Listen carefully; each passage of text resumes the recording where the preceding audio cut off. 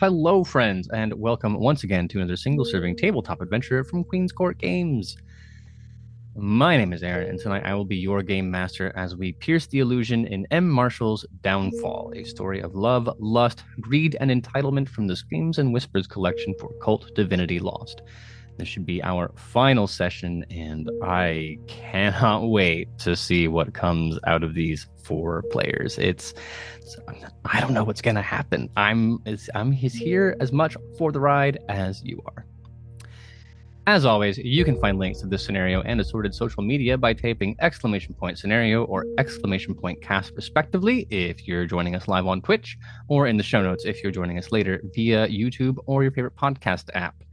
Now, we will continue on this journey. You've already met them, you know who they are, but on the off chance you've gotten here, and this is the first episode you've seen, two things. One, gonna introduce these folks so you can get to know them. Two, pause now and go back and watch the first episode and the second episode. We are telling the story of Downfall in sequence. It's gonna be real weird if you just start here. But along the way, you will get to meet first as the girlfriend Kendall. She is our art aficionado and overlay overlord. I didn't work on that beforehand. Anyway, it's QCG's very own Vlog. Hi. And also here we have the twin sister Aisha, QCG's resident social media guru, international traveler, LARPer extraordinaire. It is Laura Tutu. Hi.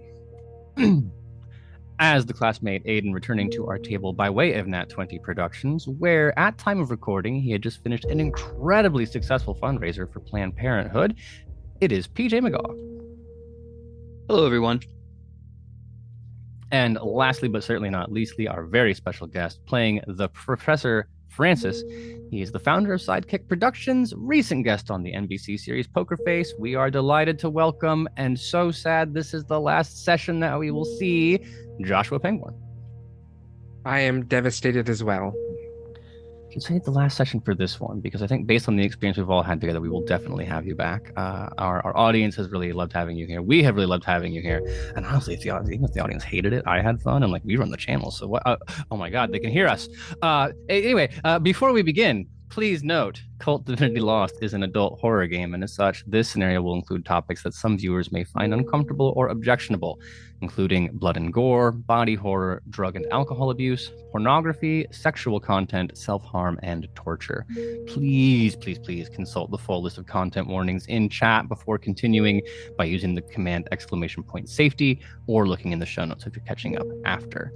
Now, the cast and I have completed a thorough safety and consent questionnaire. We've discussed these themes in a session 0 and between sessions, and we've agreed to hold ourselves accountable to a code of conduct that will ensure our table remains a safe and respectful environment for collaborative storytelling. All of that said, for one last time, let's do our check-in. V, are you in a mentally safe place to continue with this scenario? Do you understand how to use our available safety tools, and are you committed to maintaining a safe and respectful environment? I am. Laura, are you in a mentally safe place to continue with this scenario? Do you understand how to use our available safety tools, and are you committed to maintaining a safe and respectful environment? Yes, and yes, I am. Wonderful. PJ, are you in a mentally safe place to continue with this scenario? Do you know how to use our available safety tools, and are you committed to maintaining a safe and respectful environment? Yeah, buddy. And Josh, are you in a mentally safe place to continue with this scenario? Do you understand how to use our available safety tools, and are you committed to maintaining a safe and respectful environment? I sure am. Well, excellent. There is enthusiasm abound. I think it is misguided. We're going to see how they feel about 15 minutes from now. But with all of that said, let me tell you a story.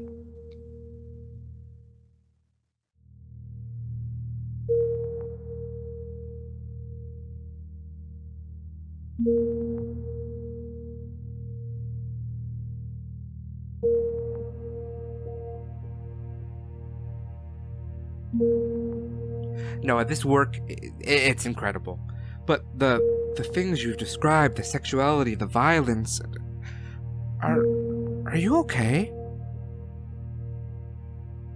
The last time we talked, he was twitchy, nervous, picking at his skin. I have no idea where to find him. Trust me, I've tried.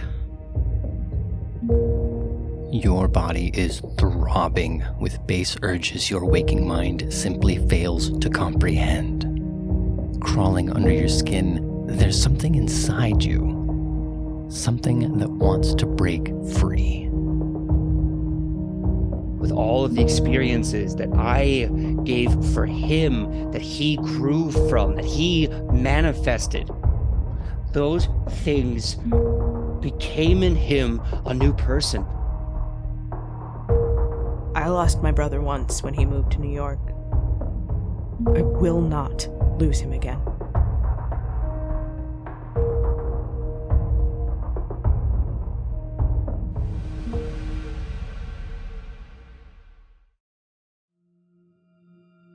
We return to New York City on the cusp of something incredible.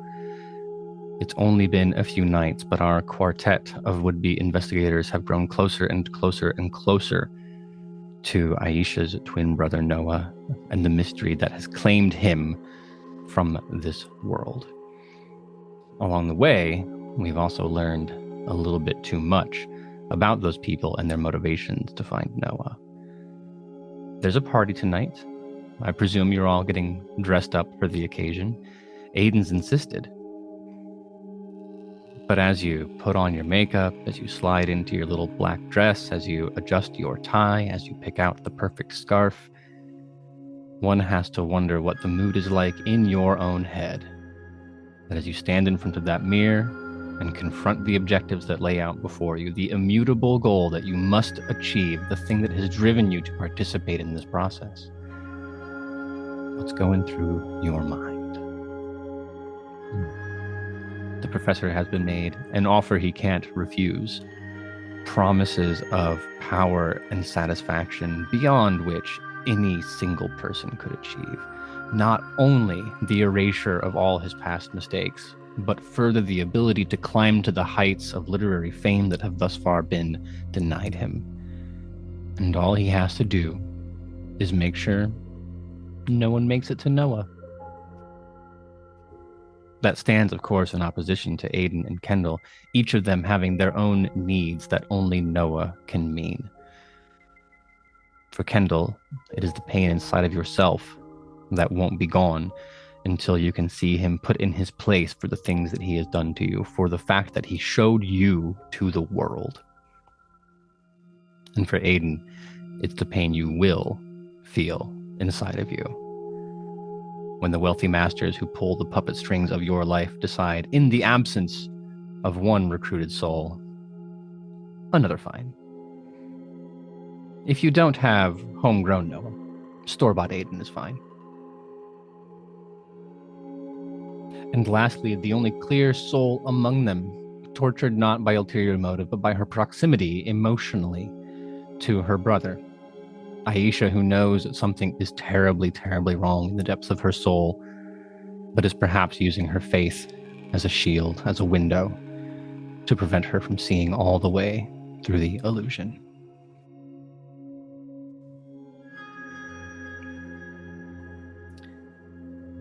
That, of course, is only my perspective.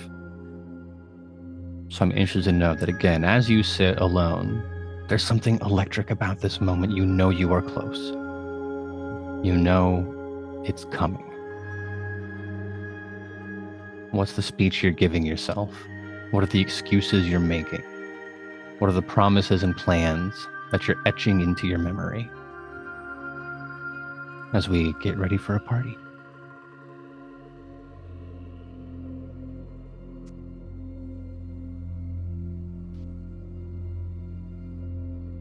I think I just need to know the truth at this point.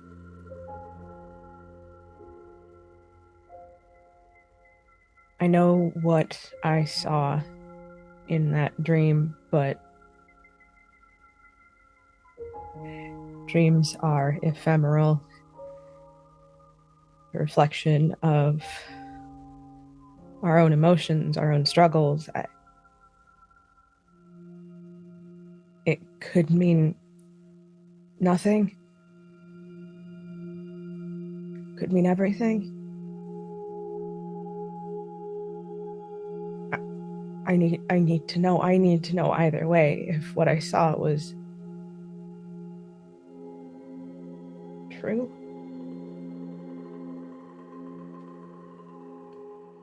Has the gravity of it landed yet?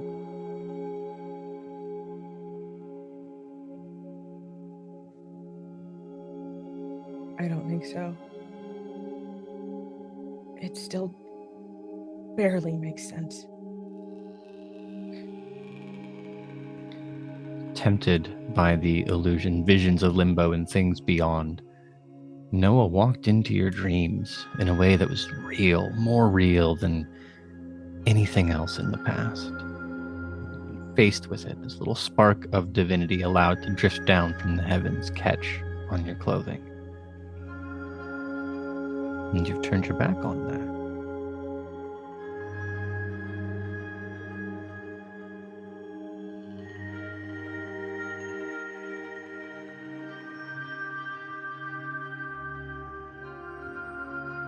God works in mysterious ways. All the gods do, if the cosmology of our universe is to be believed. But some of us aren't content to wait on the wills of gods. No, we are the ones who forge our own destinies. Isn't that right, Kendall? Oh, yeah.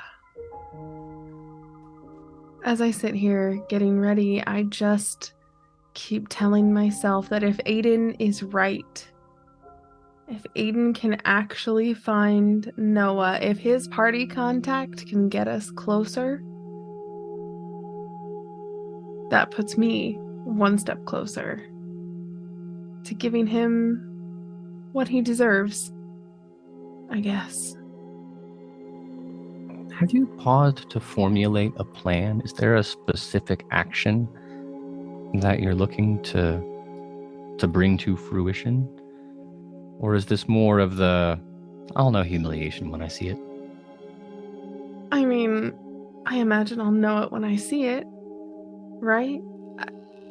Based on, oh gosh, I mean, what we read in those journals of his.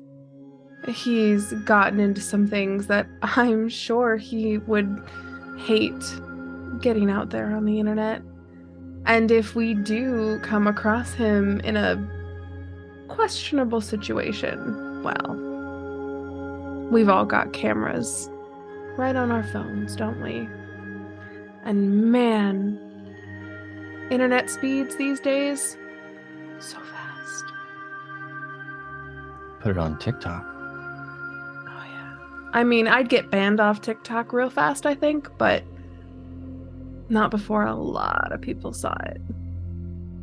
Make it halfway around the internet before those moderators catch on. Yeah. That might, of course, stand in opposition to Aiden's plans. Your employers, they're into a pristine product. Well-trained but innocent. That's kind of the brand. And also, if Noah is internet famous, it's a lot harder to get him smuggled away to some corner where he can live a quiet life of service and servitude. Yeah. But thankfully, they are open to other opportunities, other potentialities, especially if they like, innocent but submissive and capable. I think I have some eyes on people that fit those descriptions. And they may not know it yet, but they do. So there's always a possibility out there of a second chance. You don't make it to the top of those hierarchies without inborn flexibility.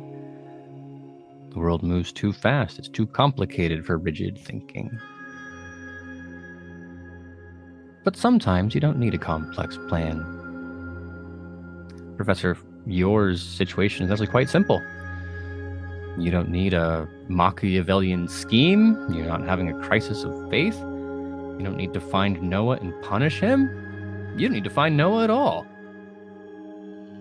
In fact, I really shouldn't find Noah. I've spent so many years knowing that something happened to me. And I was right. I was right. All of this time, I've made so many dumb mistakes over my life. I've been through so many terrible relationships, terrible situations, terrible sex partners, terrible family, terrible everything. And yet, in the back of my mind, I always knew that I was special. And I saw things that no one else did. And I was right. And all I have to do is stop these 3 people from finding Noah. I mean, it's so easy. So easy.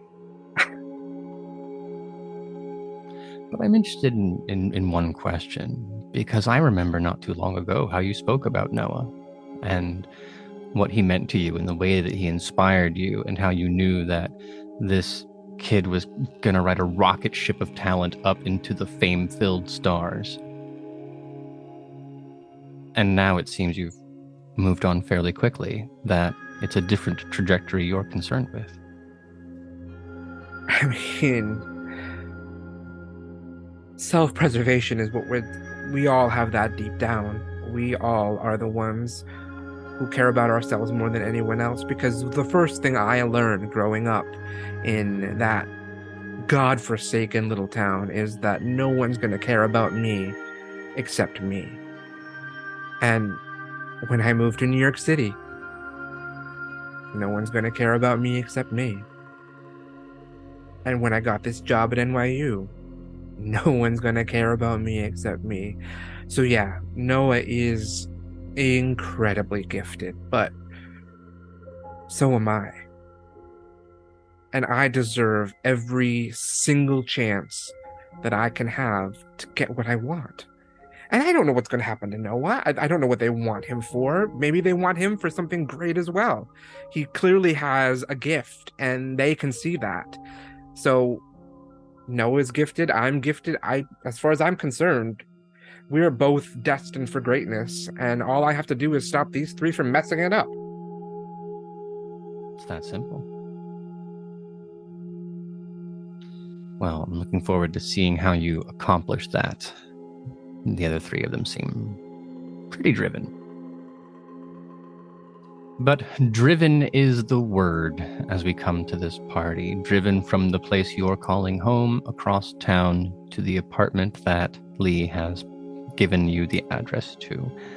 Apartment's a bit underselling it, more like a condo. I think once it has 2 floors and an internal staircase, we have gone beyond apartment, right? That's definitionally something. The building is in a posh neighborhood, and it deserves the pride of its address. Aiden, you don't know where Lee got that kind of money, but he's always seemed to have it, even though he doesn't travel in the same circles. Kendall, you've been hauled to these kind of parties before. Professor, you've been invited to them. But Aisha, this is well outside your comfort zone. So assuming the 4 of you arrive within 1 standard deviation of fashionably late, you're probably standing alone on the sidewalk as the cab deposits you, and you stare up at this glass and steel monstrosity, the kind of building you've only seen in pictures describing the way that Russian oil tycoons hide their wealth.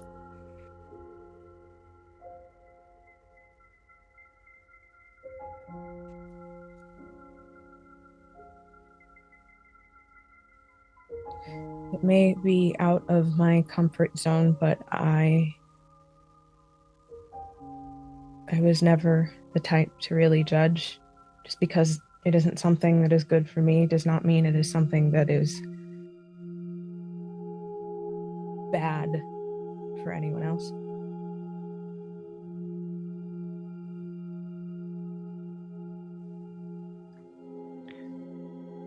You've come to handle the busyness of New York City fairly well. I've expected at least a little more anxiety going from a town of 500 people to a square block of 500 people.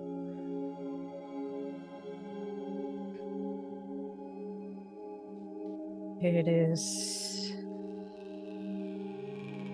quite possibly the most overwhelming experience of my life.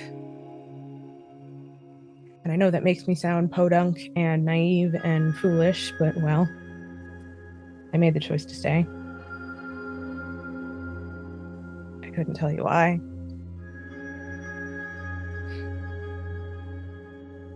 And I think even though I'm standing still and waiting for the others to arrive, I could keep twisting the rosary in my hands over and over and over and over and over again. Some kind of an outlet for that fear. I don't know that podunk sounds so bad compared to being the kind of person, this city turning you into the kind of person where you're willing to turn your back on a promising student pursuing power. It's the kind of city that creates people like Aiden and Kendall and Francis. Maybe staying back home saved you from something worse. But on the topic of something worse, hello, Kendall. It seems you're going to be waiting for Aiden a moment. Just some good old quality time with your boyfriend's twin sister. What's not to like? Couldn't be more perfect a time, really. Having said that, though, she did kind of fuck up my apartment, so I'm still not really okay with that. And we haven't really talked about that too much. She wasn't really, she wasn't super forthcoming with information when I asked what the hell happened, but, I mean, all the locks were on, and nobody had come in the windows, so pretty sure it was her. Curious to me that you are still in the place of mind where you've seen some incredibly bizarre things. You've witnessed people who... Aiden was quite evasive in that alleyway. It's not normal. So I'm curious what it is about your brain that when you see a pattern of behavior emerging over people who you would generally presume are level-headed, have their feet squarely on the ground, Aiden sees something visibly upsetting in an alleyway and says, I wouldn't worry about it. You come into your apartment and find belongings scattered across the room, the bed in the center of the bedroom, and Aisha says, I wouldn't worry about it. How long are you not gonna worry about it?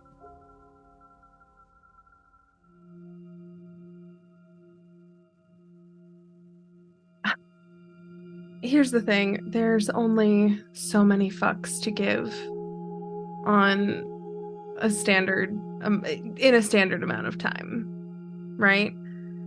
Right now, there's one thing that I'm focused on, and that's finding Noah. And Aiden's fucking weird.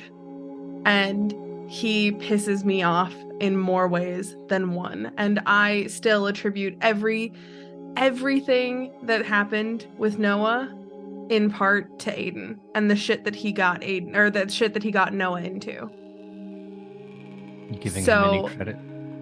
You giving him any credit for what appeared to be a fairly genuine reconciliation in a tunnel full of your weakest moments?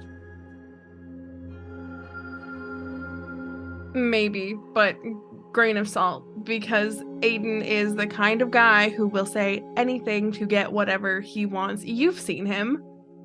You've experienced Aiden talking to people, being flirty and friendly and with that guard. I mean, come on. He would say anything to get what he wants. And I don't know, maybe he was being genuine. But I have to wonder why. Suppose we'll find out in good time. Yeah. One way or another, I suppose. A time like now. I can say that Aiden and Francis arrive on the scene within a few minutes of the conversation, the small, polite, nothingness conversation going on between Kendall and Aisha, from opposite sides of the block to come standing in before. Can I just, for my fun, get everyone to observe the situation for me?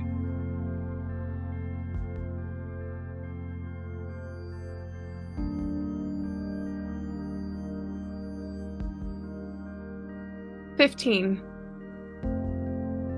12. 13. 15. All right. Then I'm going to say it is probably the case that all of you notice this in varying degrees, but your reaction to it is going to be slightly different. New York is a surveilled city, just like every global city. So you're no stranger to looking up at a streetlight and seeing the small ball of an NYPD camera on it. And you're no stranger to seeing a Google car or something like driving in New York City, stopping and starting down the avenues with all the little camera balls on it. It's post 9/11, so there are no blimps, but you do see those Homeland Security helicopters and the Coast Guard looking around, camera turrets on the bottom of them. And there's not a building with this price tag anywhere in the city that doesn't have a camera above the door and a camera in the doorbell. Which is why the sheer number of them calls attention. Because consider for a moment how ubiquitous these things are, that they have escaped your general notice, and there have to be even more to the point where you do notice them. That you have an acute feeling of being watched. And behind those little black covers, you can never quite tell what the camera is looking at, but on occasion you can grab a glance at the little red dot that tells you the camera's on. And it's weird the way that they follow you. Is it possible that a camera makes eye contact? It's a weird feeling. But weirdest of all, for Aiden. Kendall, you were not used to being on those kinds of cameras, but your attitudes are somewhere else. Professor, you've lived here long enough. Aisha, your brain is somewhere else. It might be weird, but it's not rising to the level of anxiety. It's not causing your heart to beat faster in your chest. It's not reminding you of men with tattoos and guns and plans for you if you fail. So Aiden, will you roll your disadvantage for me?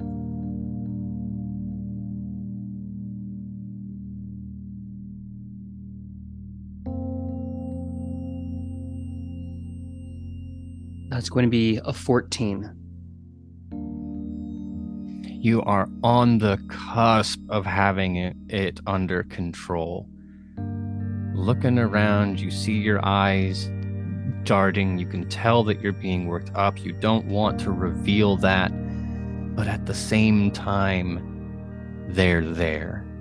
They gave you a deadline, Aiden. Time is coming. You can look down at that expensive watch paid for with the money that they gave you in advance to deliver Noah and see it counting down. To what? To the van they'll throw you in the back of? To the empty warehouse they'll tie you to a chair in? To some strange exotic destination where you will become another missing person in New York and live out the remains of your life doing God knows what until someone with more money than morals gets bored of you? And they are watching you. They are watching you right now. The consequence of that is you have done, for the first time, an unfortunately poor job of keeping yourself under control. It's not a total breakdown. You're not going off into a screaming fit or anything like that. But the other three can see that you are agitated, and it probably doesn't have anything to do with the fact that you might be nervous going to parties.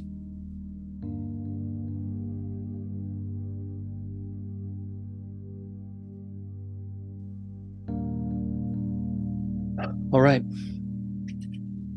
It's okay. People like you. You're going to show them how much they're going to like you. It's going to be great. Just remember, you do what you can to survive. And if these people could just hurry it the fuck up, I swear to God, we could all be in a much better place when tomorrow comes. But no.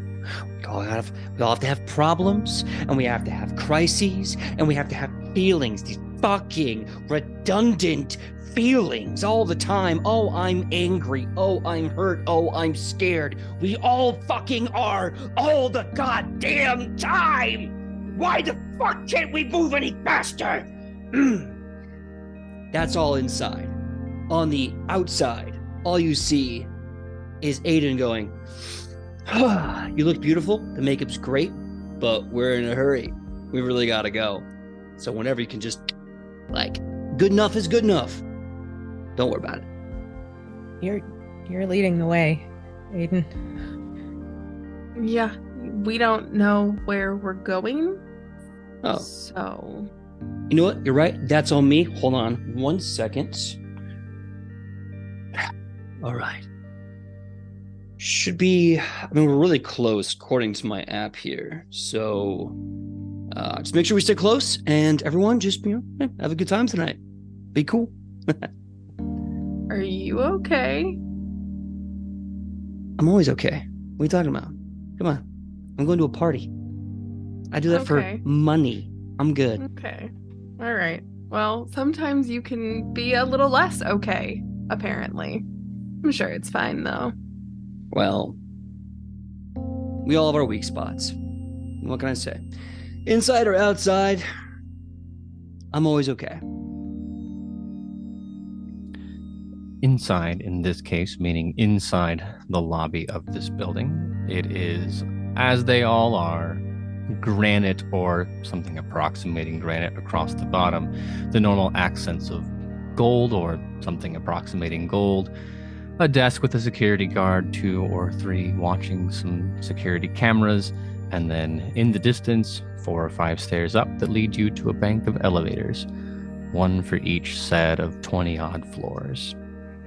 Lee has given you the floor they are on. Your name with some plus guests is in the guest registry, so you won't have to spend too much time convincing the guards that you belong here. But like so many eyeballs, so many cameras. You've seen banks where they have to have something pointing at every teller and then something pointing at every screen and something pointing at every door. Or casinos where everyone's watching everyone and the camera's watching all of them. This place is surveilled. It goes beyond the normal security mindset and into something. It looks like the cover of a Guardian article about how London has too many things watching people. And it's not just the little bubbles, the nice polite ones. It's those 1980s monsters on the wall. Kendall, you'd swear some of them are just webcams that someone has stapled onto the wall material. And every step you take is punctuated with the tiny little whir as they trace your steps forward.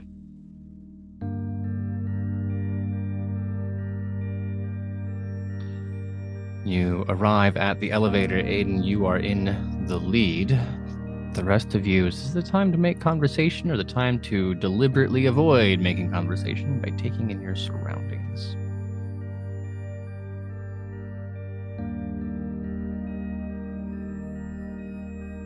Remarkably, I'm not much of a nervous talker.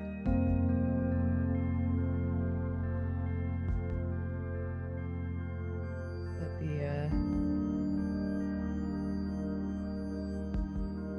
the sensation of being watched from quite possibly all angles might be one of the most unsettling things that I've ever been party to. That fucking dream notwithstanding. It's actually a curious thing, the way that you would react differently to being watched. New and unsettling for Aisha, re-traumatizing for Kendall, a little exciting for the professor, and a portent of harm for the classmate. But hey, at least the elevators work. It arrives, you step inside, and it's only after having that moment that, Aiden, you feel your finger where you pushed the button. It's a little slimy. I know these buildings kind of...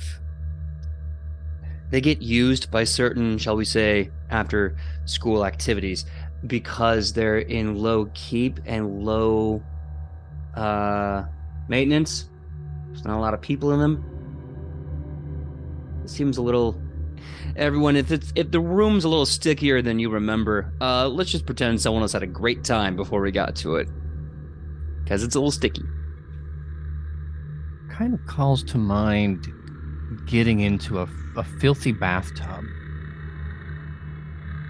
You've been at the kind of motel that charges enough to where you let these things slide, but you still run water through the tub a couple times. Or the film that forms on a pair of shower shoes, if that's a thing that any of you have experienced. It's got a slightly moldy melange to it. Mushroomy. Kind of has that mushroom humidity to it.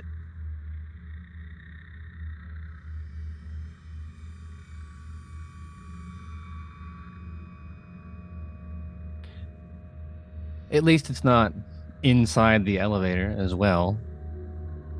Although the smell is strange. Not wafting into your nostrils, Aiden. But the professor, you've lived in these kind of apartments. That's why you could afford that apartment. Because you got the New York City smell discount. Vaguely fungal, slightly trashy, a little wet. The kind where you could never quite find the source, and no matter how many times you sprayed the counters down, that just gave you orange and bleach and fungal and trash.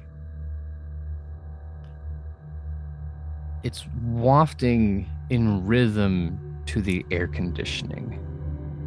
Like there's something foul up in that vent above you. Something unclean.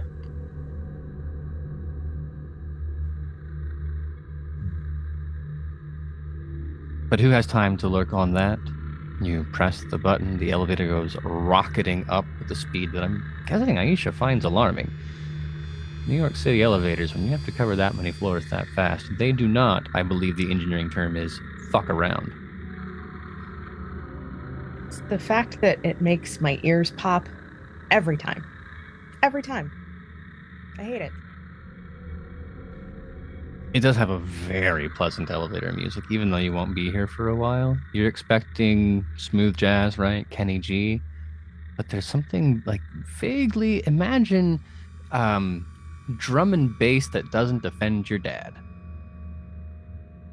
Somebody has managed a way to get, in the same way that they've made hip-hop/pop in a version that is palatable for country music fans. Apparently the same thing here has happened with, I want to say like late 90s, early 2000s, upbeat, high BPM, and the kind of people who can afford this building.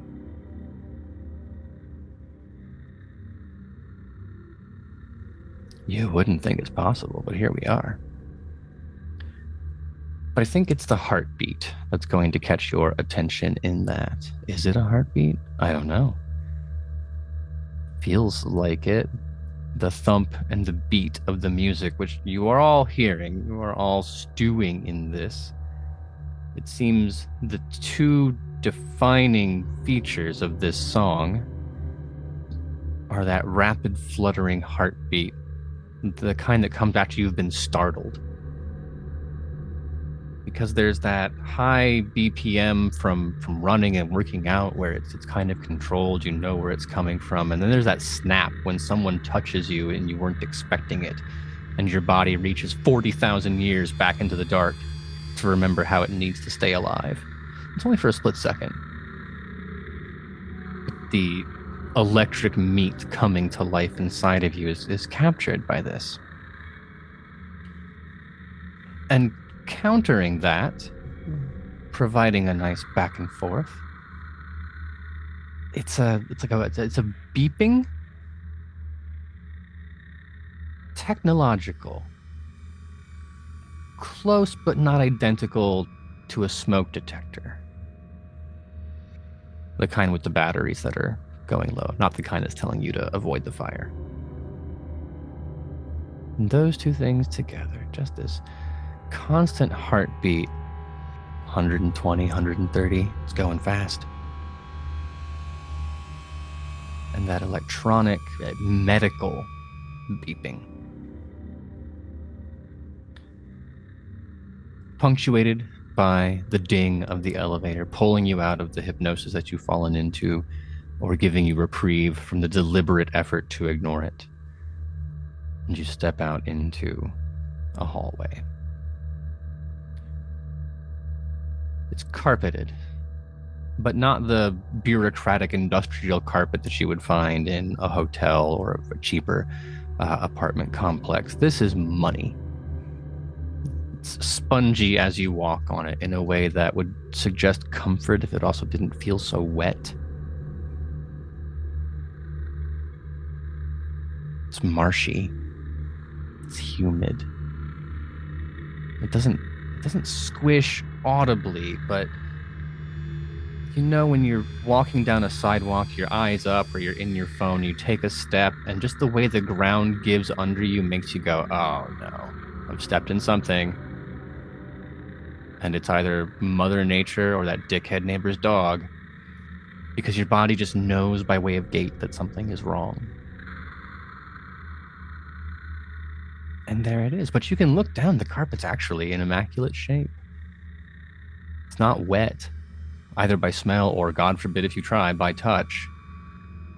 But just the texture in a way that is but shouldn't. And as you walk down this hallway towards the number that Lee has given you, you cannot escape that feeling of walking into a marsh, of exploring through some kind of verdant tunnel. And there's still that lingering trace of a heartbeat.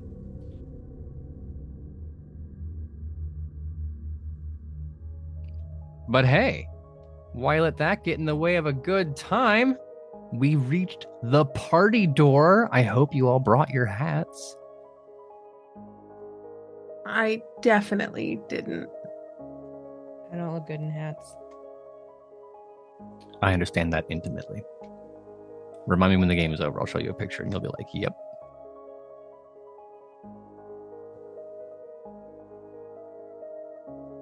I have a matching hat and scarf combo, of course. Obviously.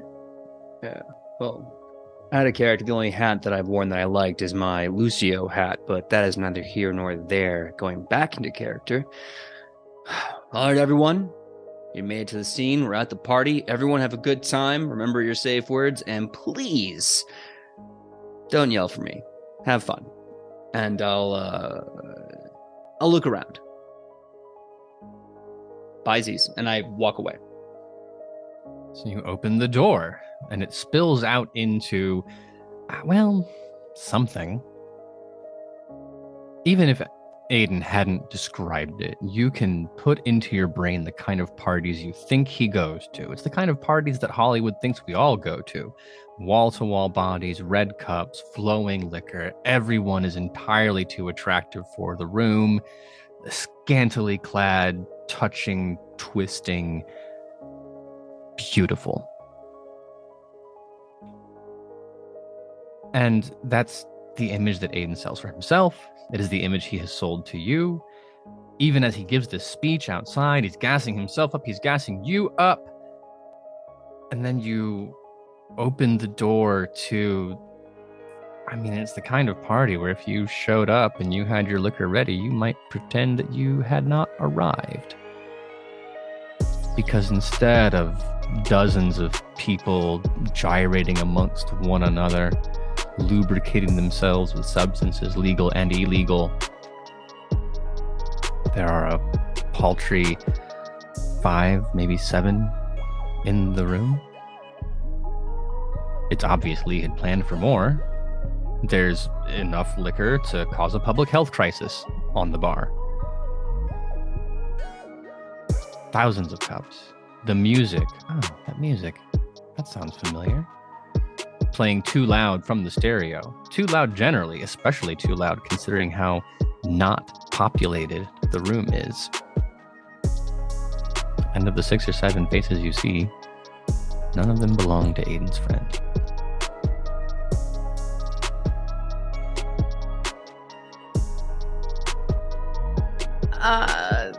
Aiden, are we at the right place?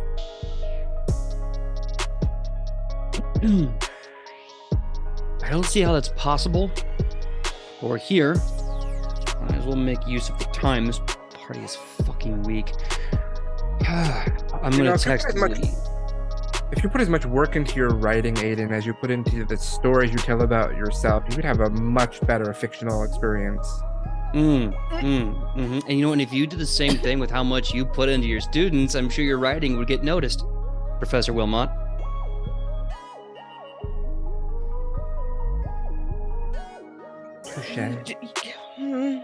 You know that thing where you hear a terrible comeback like that and you have to pretend like you didn't hear it because it's polite? Oh, I can't pretend like I didn't hear it because I definitely heard it. I don't know what you talk about. Storyteller. Yeah.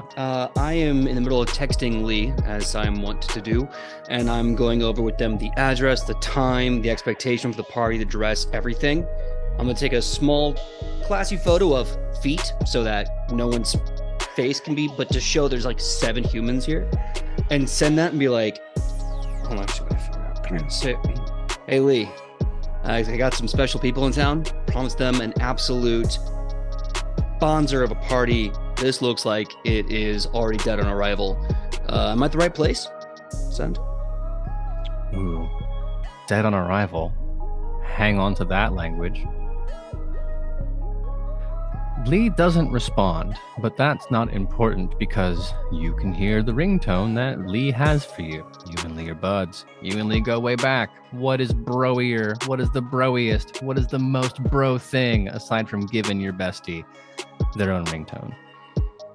And I'm sure it's obnoxious in like an Archer the Animated Series way, but it's an in-joke that you don't have time to explain. So when he doesn't respond to you, but you do hear it coming from down the hallway, under normal circumstances, you wouldn't be able to pick it out from between the music, but that's your song, that's your jam, that's your buddy's jam. It's about that one time with those 3 chicks, right? It's coming from down the hall behind the closed door.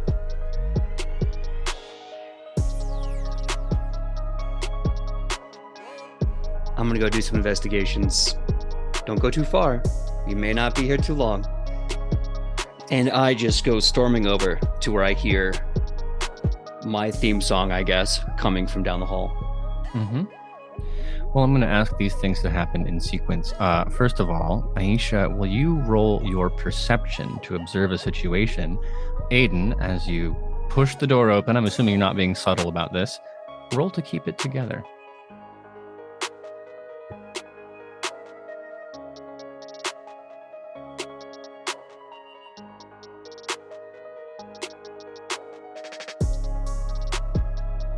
That's a total of 6.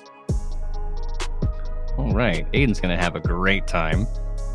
Aisha? That's a 19. All right. In Cult Divinity Lost, there are sometimes you want to roll well in a situation, and there are sometimes you want to roll poorly in a situation.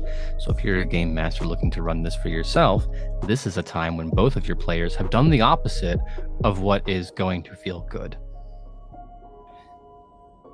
Because Aisha, you are perceptive. You have spent a lifetime watching people and being able to learn things about them by the way that they stand, the way that they move, the way that they speak, right? It arms you with a vocabulary for the encounter when you see that someone's mood is a certain way, or that they're wearing certain shoes, or if the way that they carry their body might reveal something about their personality, right? You're an expert in this very informal science. And it is because you are an expert that I will defer to you here. What is it you learn when the people aren't moving at all?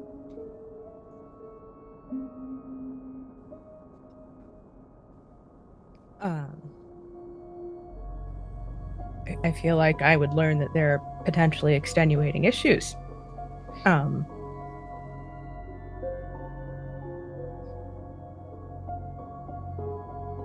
What kind of not moving?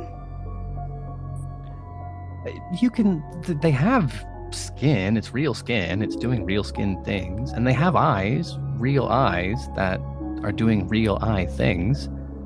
It's not plasticky, they're not mannequins, but also it's like someone walked into a room, snapped their fingers, froze time, and left this here for you to discover, and then forgot they were supposed to snap their fingers again. Oh.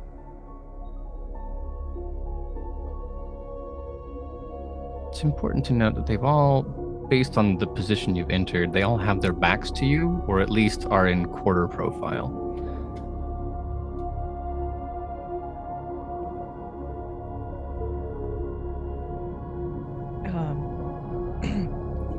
Game Master, are there any further details you are willing to divulge?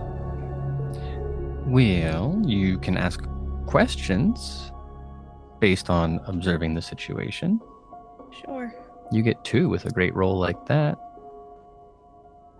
Something like, what is out of place here? What is the greatest threat? Yeah. I suppose knowing what the greatest threat is could be beneficial in this moment. This is going to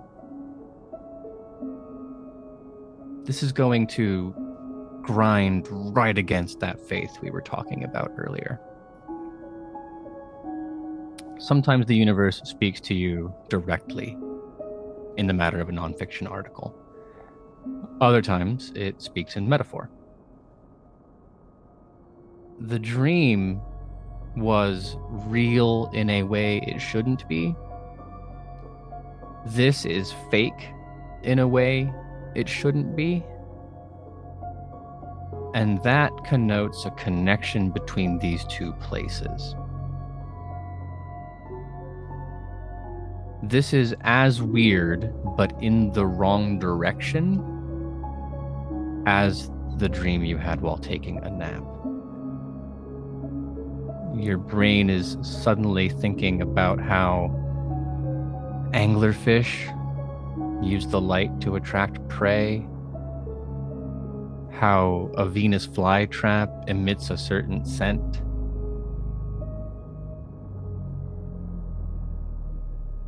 I guess given your upbringing, you could say it probably smells a little bit like bait.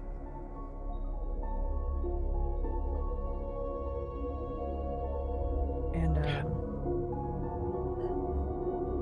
I forgot one very important thing. And this is just between you and me, and I'm super sorry. Scale of 1 to 10, how weird would it be if you were looking over these people and like nothing?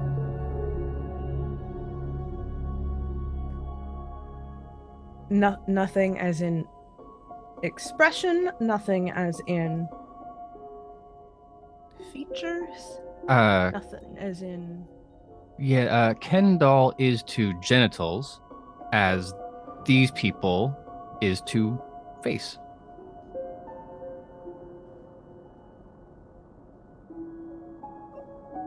On a scale of 1 to 10, that's probably about a 13.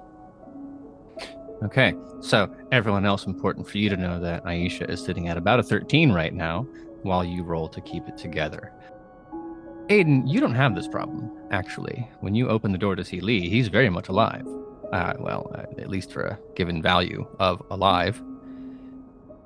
You've known that Lee is thin, tall, not normatively attractive, but attractive enough that he can make up the rest with prestige and power and money. You've always seen him playing that Dane Cook kind of Joker role, playing the room with humor. That's what you liked about him. And he's always been animated, very busy bee flitting around the room. You see him curled on the floor of a bedroom. The bed has been torn apart, and not in the dangerous way, but in the some people had some good times here kind of way. There are so many condom wrappers. But he's not in the bed.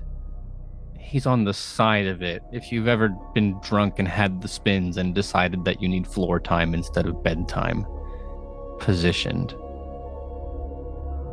He's obviously twitchy, curled up like that. He's holding a mug, a plain mug from the campus, but it's shaking in his hand to the point where you knew it once had coffee in it.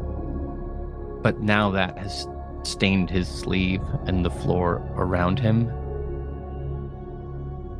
And in the moments that he can keep himself still, he uses that energy to flit around the room, looking into corners, looking past corners, or just picking at his skin.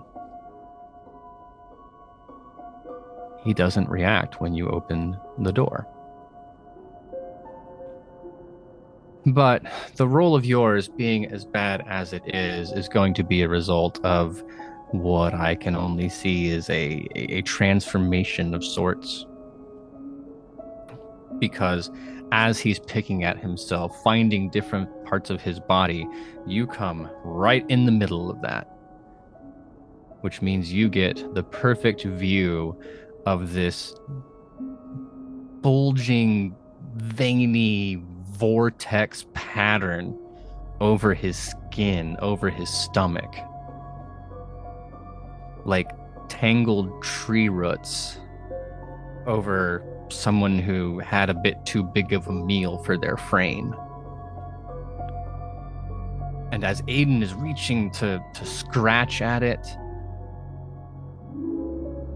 I don't think veins are supposed to run away from you when you try to touch them.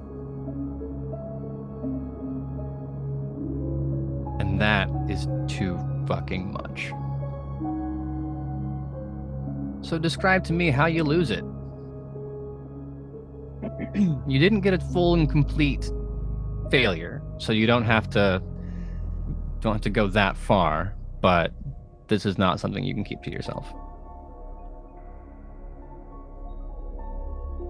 I'm already under so much stress, anxiety, you know.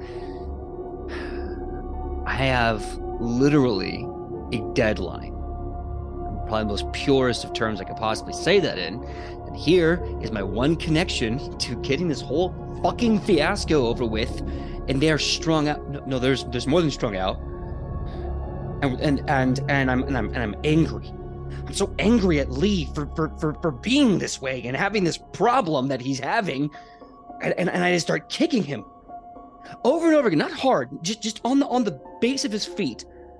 Just so he knows that I'm there. Maybe to snap him out of it, but I can't stop screaming, "What the fuck? What the fuck?" in a series of repetitive statements that has long since lost any meaning or value. I am just thrashing and I'm swearing at this body on the ground, trying to wrest some control over it, already losing control of myself in the process. So you're going to lose one stability, even though it feels really good to do so. For Francis and Kendall, this is the situation you find yourself in. So assume that those two things happen simultaneously. Aiden is screaming from a room down the hall. Aisha is frozen, investigating these people in a way that is not appropriate. For the record, you see faces. That's what's unfolding. You were promised a party. This is not. And two of the people you came with are screaming downhill to Crazy Town, as best you can tell. I turn to Francis and I just say, we need to get the fuck out of here. Obviously, there's this party is not the place, and I think Aiden may have actually lost his mind. And I don't know what the fuck is going on with Aisha. Still mad at her about the apartment though. So if you want to take care of Aisha, I can go grab Aiden and we can just get the fuck out of here. I think that's probably the best idea, yeah. Okay. Great. Doesn't seem like anything we'll find here anyway, so. No, definitely not. Definitely don't think Noah's here. And I'm just gonna walk past. I'm gonna kind of bump up against Aisha a little bit as I walk past to kind of try and shake her out of whatever's happening a little preemptively, but also because I'm a little agitated, and I just kind of storm off down to where Aiden is. Professor, will you roll to see through the illusion for me? That is your soul statistic. While you do that, Kendall, Aiden's busy. Very nearly kicking the shit out of his friend. So you arrive, either, I'll leave the choice up to you, Aiden, either as he is collecting himself to say, okay, I can stop kicking him and figure out what's happening, or while he's realizing the kicking isn't working and has decided to do kicking 2, this time it's personal. If Aiden is having any moment of realization that the tactic of trying to kick someone's, the bottom of their feet isn't having any effect, I'm going to say at this point in time, I'm taking a step back, fixing my hair, adjusting my collar, screaming, fuck, but using that as my emotional dismount back into my perpetual facade. Fuck!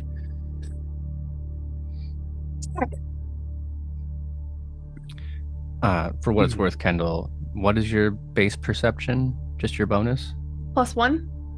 Okay. So you can see something visibly wrong with Lee, but by the time that you get there, he will have pulled down his shirt or Aiden will have jostled him into something. Aiden, there is some a moaning, a sickness when someone is just really high fever, can't keep food down, that kind of general grumble. But Kendall, pointedly, you will not see the tree trunk experience. Checking in on Francis for a second, though. What did you roll? 14. Okay. Then it's a good news, bad news situation. Kendall has just explained to you that we gotta move. Noah's not here. That's a problem. And you're like, okay, well, yeah, find Aiden, whatever. And you're starting to wrap up the posse to go and move to the next thing. And it's when your eyes travel from the hallway, you're looking back to Aisha, and there's that corner where the door to the exit is. And also a guest? I don't know, they're dressed like a party goer. They have too many arms. And then just one solitary finger.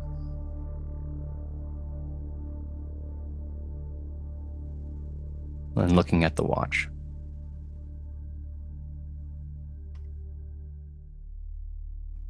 Digest that a second, but as part of the penalty for the partial success, you are not going to be subtle about this. This is an electric bolt at the base of your spine that says, oh shit, right. And that urgency will come off as disingenuous. Kendall, Aiden? Aiden, what the fuck? I look to Kendall. I look back down to Lee. Does Lee... I'm guessing at this point, if I have been snapped to look at Kendall, is Lee in any way, shape, or form different? No, the physicalness of Lee has not changed. It is just that when Kendall came in, he had managed to cover up the worst of the things. And at this point, he like the moaning, and there might be a little bit of just like, Aiden, is that? Oh, she's not your type. No, she's a guest. And I can see that you are not in a place to be taking guests right now, Lee. You know, I get it. You partied too hard. You partied too close to the sun there, Dickarus. I get it. Kendall, sorry. I was frustrated. I'm a little embarrassed. This party is not what I was promised it was going to be, and it certainly is not what you all deserve, and it's not what we're going to find. And I look to Lee in the bed. Our friend Noah.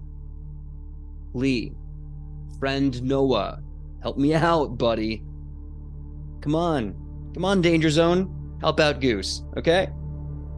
It's his fucking fault. Oh. Noah's fault? What's Noah's fault? Oh, he was here with the woman, and then oh god, and then he's like reaching to like touch his face, starts to put his hands up to kind of push himself off the floor. The right wrist slides because this is not a weight-bearing dildo that he has found with his hand, and it rolls out as he pushes it. They just... Can you give me some just it's water or coffee or something? Oh my god. I'm gonna walk back out to the other room. I'm gonna grab a red Solo cup, fill it up with water. I'm actually gonna grab two red Solo cups filled up with water. The first one for his face and the second one for his body to drink specifically. But one is definitely going to try and wake him up on the outside. Mm-hmm. Kendall, as you head out into the, we'll call it the living room. That's not really appropriate for this kind of space, but at least it's common vocabulary. Aisha, apropos of nothing, would you describe for me what the most attractive human being you can think of looks like?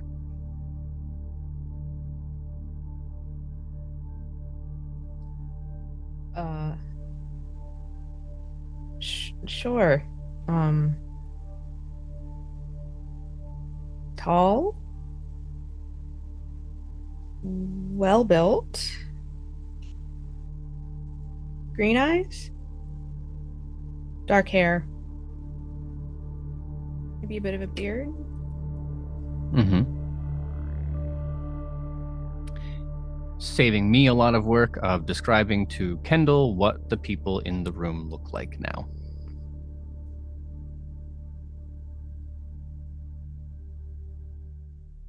Aisha, I don't think you're going to know when they changed or if they changed. Was it always them? Were these the real people, or were the mannequin people the real people? I don't really want to think about that too much. And the more you try to grab at it, the further it's going to go away.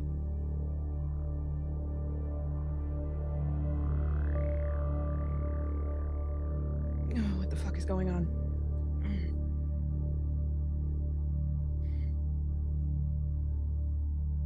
Kendall, not for nothing, it is fucking weird as shit for you two. You did not see Faceless Kendall people, but you definitely did not see Magic Mike, but if cast by Aisha in this room. Okay, great. I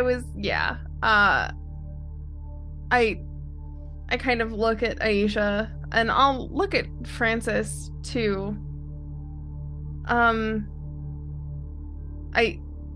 Before I say this out loud, I have this small thought where I say it would be very strange if a whole bunch of new people showed up and just sat in the same place as the other people were sitting.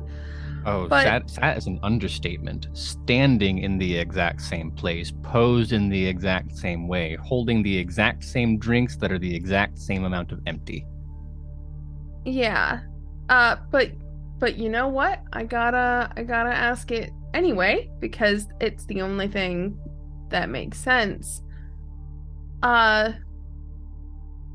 We got some new people in, I guess? When did they show up?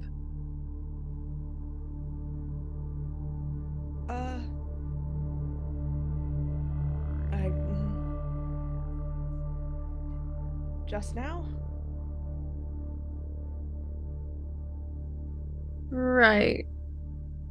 Okay. Sure. Okay.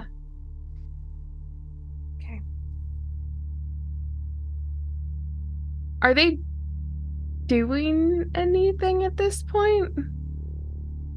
Do you really want me to answer that question? You know what? I have water to take to the other room. So I think I'll go do that. Yeah, and that means that, Aiden, you're going to want to move fast if you're thinking about doing that thing I think you might be thinking about doing. It is obvious that Lee is in a bad way, unresponsive, on the verge of delirium. If you have questions you actually want to get answers to, it's going to take more than water or coffee to bring him to a place where he can cognate. Beginning with my hands, I can feel every instinct of my body trying to not extend, but I have to force through that. Touch this filth, and I'm going to touch just a gentle hand, and I just gently begin to kind of like rub the arm like a caring person, and I say, "Hey now, buddy. Hey, listen, I need you to just take a deep breath and feel better, okay?" And as I'm doing that, I'm going to take a deep breath, and I'm going to try and heal this man. All right, roll your healing hands advantage. I see that face, but you don't worry about it. Okay. So that would be... That is a 15 total. 15, excellent. I don't know the last time you did this. There's a part of me that wants to believe this is why you show up at certain parties. That Aiden is the kind of person who's rescued more than one of his friends from an overdose, but doesn't actually understand why. But as you reach to touch him, he's feverish hot. And underneath his skin, you can feel this. What comes to mind for me is an airport massage chair, where it has that rolling toughness under it that stretches the fabric of the chair under you. But that's Lee, that's your friend. That there's something in there that reacts to your touch. And it's a bit like working out a knot, where you feel it at first, and then you push that energy out of you. You open up yourself and let that conduit pour out this thing you don't understand into Lee, and you can feel it break out from under you. The tissue starts to loosen. It goes from jaundiced yellow, pallid, sweaty, to that normal, rosy, nerdy pink blush in his face. You can see in real time as something better approximating consciousness fills up his eyes. And for the first time, it's not fear or confusion that you see. There's a little bit of lingering confusion as he experiences this. But then health. So on a 15, you've stabilized Lee, and because it is a complete success, he also heals 1 entire level of the damage that has been done to him. He takes a few deep, clear breaths, like the first time when you're coming on the back end of a cold and your sinuses open for the first time and you can fully breathe and it fills up your whole chest and your face is now alight. And he sits up on his own power, reaching up to touch on his shoulder where your hand is. Oh, fuck, Aiden. Oh, God, buddy. The party. Whoa, I don't know what. Something must have...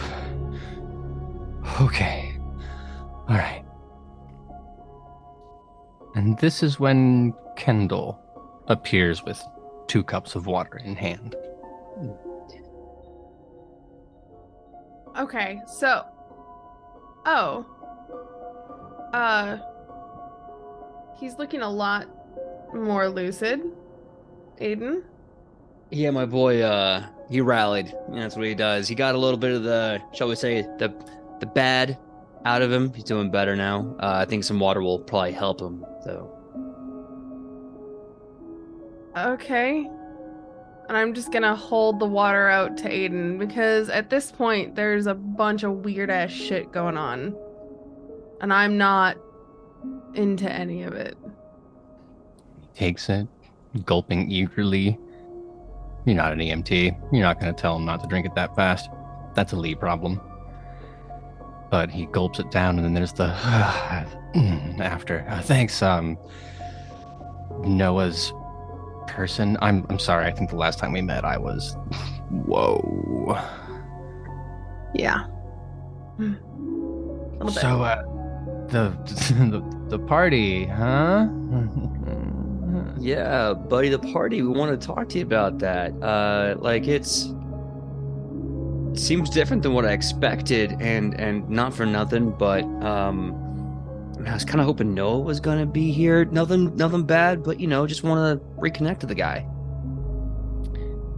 No, I mean you just missed him, and I'm not gonna look. I'm not the kind of person who talks shit to your friends or my friends, but I don't know where the fuck he gets off because this party was so fucking important and he knew that, and then he shows up and he's just like, hey everybody, got a fucking cooler thing going on, and all of a sudden all my guests are wandering out the door to go do this 120 days of Sodom bullshit. It's not cool, man. Yeah, no, dick move. Was he 120 days of Sodom? Oh god, yeah, he was so up his own ass about it. At the end of pain, one finds pleasure again, and just that writer shit. No offense, Aiden. Writer shit. I don't know. And I caused a little bit of a thing about it. I was asking him, and then this woman came along, and she was like, "I don't think we need to worry about that. It's more time for us to be alone." And as he says that, you can see a discomfort twist through him, as if the words are triggering a memory, which is triggering a somatic response. It's possible that his vertebrae just popped into a new shape, or is he just shrimp posturing? I don't know. But then he shakes it clear and stiffens again. It's he there was a flyer or something. I don't know if there's one around. Fuck, is this a thing? God, Kendall, you do poison lipstick? Is that real? I don't know. She got a fucking hold of me, and next thing I know, I'm on the floor dosed out like I've never been before. Hey man, they slip him in all kinds of drinks. All right, what matters is you're doing better. You got it out of your system. And Kendall, you have the other. Can we give him the other water just to be safe? Yeah, here you go. Good. Storyteller, when I heal people, is there a visual effect to it? No, not like glowing hands, not anything on the body. It's just more reversing what has happened. So the parts of his skin that were a little rashy, not so much anymore. Do I have everyone's permission to try it one more time? Or do you want to do something, Kendall? I don't want to step on your toes. Oh, I was just going to ask him a question. But go ahead. Okay. If... Yeah. And to your point, PJ, I believe it's like a once per scene, once per person, kind of like Pathfinder, you have to get hurt again before we can do it kind of thing. Understood. Anyway, please continue.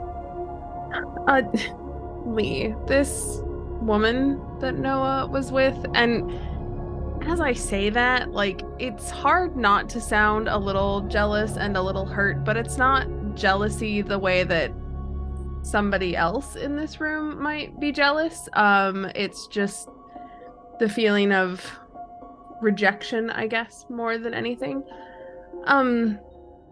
High cheekbones, black hair. His eyes are rolling back in his head. He is having an experience. You are describing this woman. It is lighting up all the really good neurons, and he's going back somewhere real nice as he nods. Oh, okay. All right. Okay, great.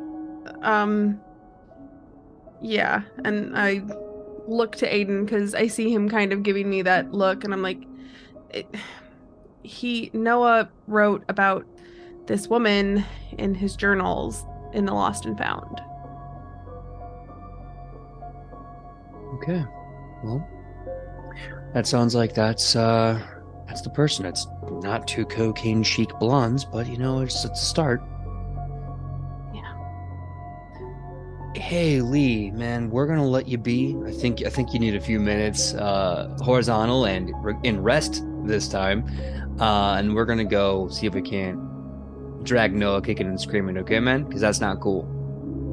Oh, they've got, you know what? You are such a bro. I mean, like, don't cause too much trouble. He's obviously like, he's been disappeared, and then this, like, something's going on, right? Like, I guess go easy on him. Of course, but bros don't let shit slide like that, man. We're gonna check him and we're gonna bring him back. Don't worry about it. So you said 100 days of Sodom, and there's like a flyer somewhere. 120 days of Sodom. Yeah, I don't get the reference, but I mean, who says you have to? It's okay, man. You sleep well, lay down, got the water. Kendall, why don't we give Lee the room? I think we're done here. Please, man, go easy on yourself, okay? He manages the weakest fist bump as you depart.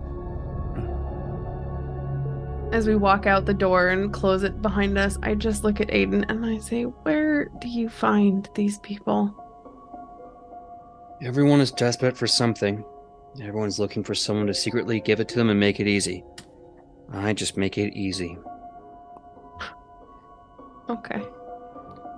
As that conversation in the room is happening, I am struck by irony, because for two people who are super, super concerned about why Noah isn't here, I imagine Francis and Aisha are having an opposite reaction in the living room.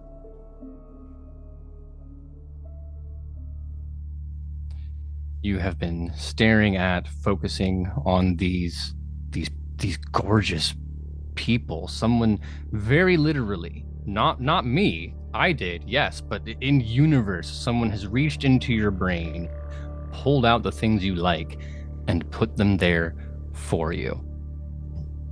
And I'm imagining that Aisha is approaching this, if not out of curiosity, then by raw magnetic power. And this little cluster kind of parts to reveal a figure seated in a chair. The chair does not match the furniture here. Everything here is expensive and fashion, like fast fashion, but for furniture. It's too many F's to say at once, so I'm not going to do it that way, but you know what I mean. And then there's this rickety wooden, I mean, it doesn't look fashioned by a carpenter. It looks like somebody had some misshapen pieces of wood and a kind of flat thing that they could hammer roughly into the shape of a chair. Francis might have a harder time coming to the conclusion, but Aisha, even behind the thin white grocery bag plastic that is covering his head, you can recognize Noah. And there is the exhale, inhale that sucks the plastic in and out as he sits.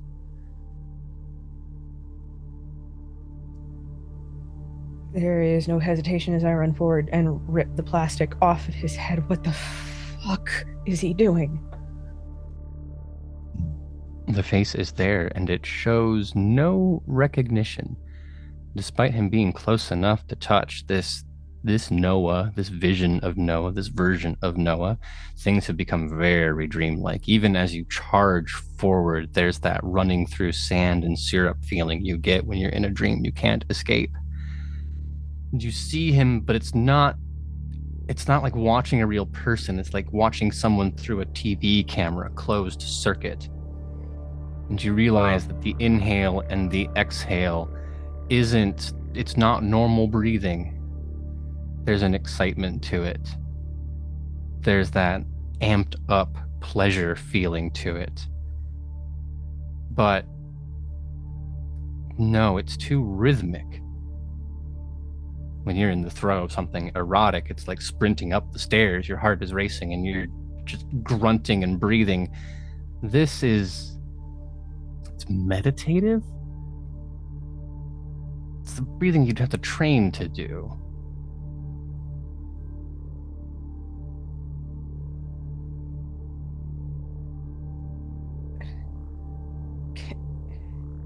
Can I reach him? You try. You're charging forward with all of the urgency, and it's half the distance, half the distance, half the distance, half the distance. And then you finally reach him, and you're able to put skin against his, and it's like forcing two atoms together. The energy that is released, that explodes out of this wave of heat and sulfur and acrid. It's brimstone. It's sand turning to glass. It's iron ore burning the rock away. And then the very acute sensation as Noah's eyes snap back, staring directly at you. And you can feel something move in your stomach.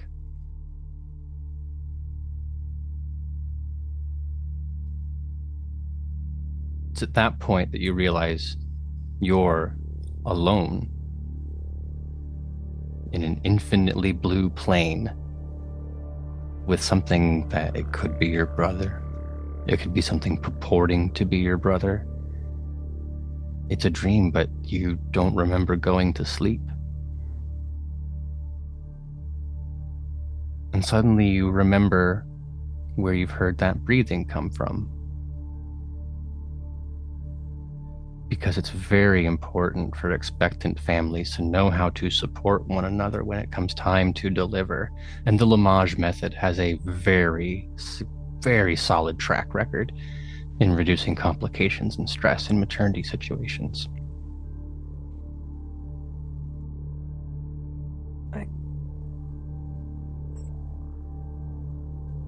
I don't think I can even comprehend what this means. I don't understand what. Is there anything else around me in this vision, this plane? There's nothing around you for an infinite number of miles in every single direction. You are a solitary speck in the middle of an empty universe. Just you and your brother. Can I move towards him again? Oh yeah. Whatever bubble you've popped, stepped into, the geometry and the physics aren't super explainable. But you're here with him as you would be at the playground, as you would be at the dinner table back in your hometown. It's not clear he's entirely present.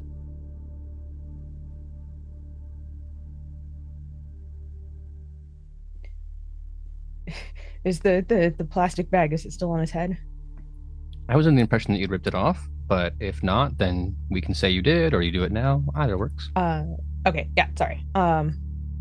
With the plastic bag off his head, can I see his expression? Can I see, is he saying anything? Is he looking around? I don't... He's staring directly at you, through you, into you. It is the most intense stare you have ever seen in those eyes that are also your eyes. And it's not pained. It's ecstasy in the original meaning of the word. A feeling that is so intense it transcends the ability to be felt and becomes simply chemically overwhelming. His eyes are just a little wider in a way that might suggest panic, but everything else about his posture is right exactly where it should be. It doesn't look like it hurts. It looks like it feels too good.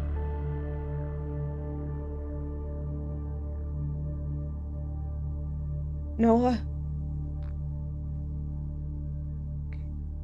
Doesn't respond. It's just that breathing. He's focused very heavily on that breathing.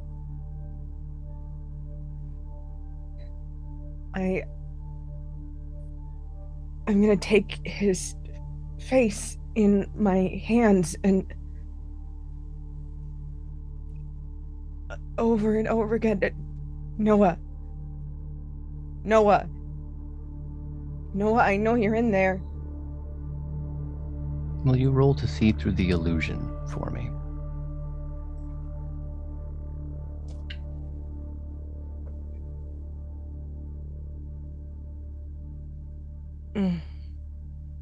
That's a 9. The world tears around you. This is like paint thinner being poured over the portrait of your reality. You become acutely aware in every single sense that you are no longer located in the material universe that you know, that this is somewhere different, and it's somewhere cold, and it's somewhere alien, and it's somewhere empty, and it's somewhere hostile. You have had doubts in your life about the strange things that happen to you. You've been able to brush away those things that hover in the corner of your eyes or whisper just below your capacity to hear them because you are a woman of faith. But as the walls of this house that you have built for yourself are blown in every direction with gale force winds, you recognize immutably and undeniably in the very core of your being that this is something else, and it is real. And you see Noah. You have the distinct impression that what is novel and new to you is curiously, troublingly ordinary to him. And when your focus finally returns from this fray, there's no possible way that all these things could be shifting and moving around you without drawing your attention. So you turn back. It's Noah's eyes, it's Noah's face, it's Noah's voice, but there's something else behind the wheel. And speaking out with this lurid and languid and sultry tone that, despite having no reason to, you know belongs to the woman in the notebook. Reaches forward, leaning, kissing you just about below the nose, above the lip, and says, "Don't worry. I've taken him somewhere wonderful. He's mine." And then, with the force of a parachute being pulled, you are ejected from this place, taking 15 Gs of psychic gravity as you come flying back into the universe that you used to know. Like you've been stretched out on this gigantic rubber band into something ethereal, and it finally snaps back. And Francis, what you see as this happens is a very ordinary student being collided with. That Aisha stumbles forward into them, a drink goes flying. Oh, what the fuck? And despite all the panic and confusion, Aisha, you are back in a room with attractive people, not so many as them as you were promised. That moldy smell now replaced by Jack and Coke. Francis, you see behind her a figure with too many arms and a broad, broad smile. Too broad. Way too broad.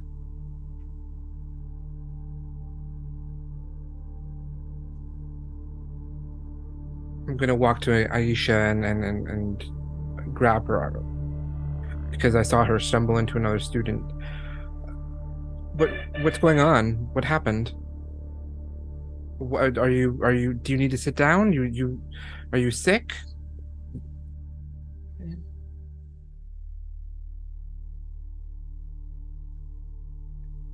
Yeah, I think I need to sit down for a little bit. Here, let's go. I look around for the least dirty area in the place, and I guide Aisha to sit down. Do you want me to get you a drink? Water? Alcohol? What will calm you in this situation?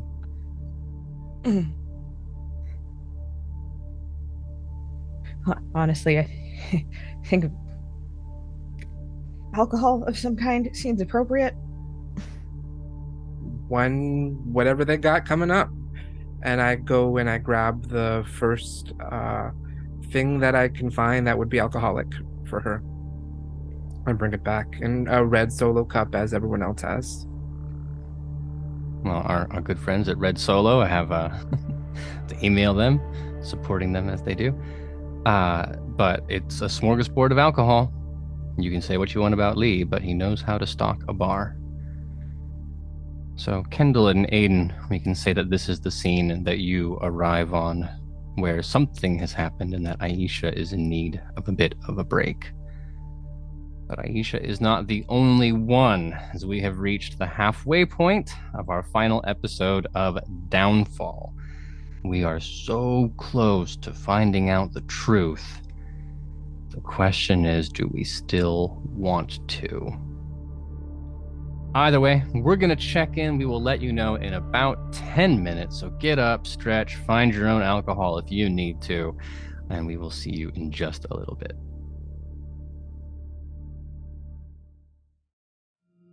Hello, friends, and welcome back to Kult Divinity Lost. We are playing Downfall. You will notice that some of our cast have changed their outfits. We will talk about that in just a moment. Because with Aiden having rescued Lee from himself and learned some things about Noah's plans and a few strangely attractive women, with Kendall, Aisha, and Professor Francis all having their own moments at this party, I think we can all agree that we've plumbed the well of clues there, and all that remains is to find Noah. All roads lead to him. Yes? Yes. So then, we return to the elevator down into the lobby with all of its cameras, all of his eyes watching. And it is as Aiden departs from the elevator. I assume the last person. You strike me as a kind of, no, everybody else first kind of guy. Is that correct? Yeah, I always want to make sure that people see all the great things I'm doing for them, all the awesome efforts and little gifts that I give them. So I definitely want to make sure, like, yeah, no, by all means, everyone off first, catch up. Coming in from the back of the elevator, the four of you proceeding towards the door, that is when, even though they're not open, and there shouldn't be a breeze in this part of the building, like a little tumbleweed, a flyer comes swooping across the floor, past the professor, past Kendall, past Aisha, just in time for Aiden to snatch it out of the air. It's handwritten the kind of thing you would see a forming a band flyer at a music shop, for example, or those of you familiar with community theater, the kind of hand-designed, photocopied performance sheet. And it just says 120 Days of Sodom and gives the address for something. But if you were to present it to Aisha, suffice it to say she would recognize the handwriting. I am going to gently rally everyone together and show them all together this flyer saying, "A little birdie told me this is where our boy should be at." Everyone recognize anything? That's Noah's handwriting. 120 Days of Sodom, the title, and then underneath the phrase, "It is always by way of pain one arrives at pleasure," which, Professor Wilmot, I expect you will recognize as a quote by the Marquis de Sade. It's definitely Noah's handwriting, because after his excellent work that he's done, he descended into writing things by hand, which made it really impossible to read his chicken scratch at times. But he did know my penchant for the Marquis de Sade, and this is a quote that he and I discussed a lot. Penmanship is a little jerkier than you will remember. I'm sure there's an explanation for that somewhere. I'll also say that given the party advertised, it would not do you well to show up dressed as you are. I suppose Professor Francis and Aiden, you have the best sense of this, but once you get into a subculture, you have to dress like you belong. If you show up in a suit and tie to a party like this, they're not going to let you into the door. And I'm wondering which one of you is going to bring that up to Kendall, who I'm sure has the outfit in her closet, but might not be excited to wear it, given what happened earlier today. But more importantly, Aisha, who I don't think packed anything like that in her luggage.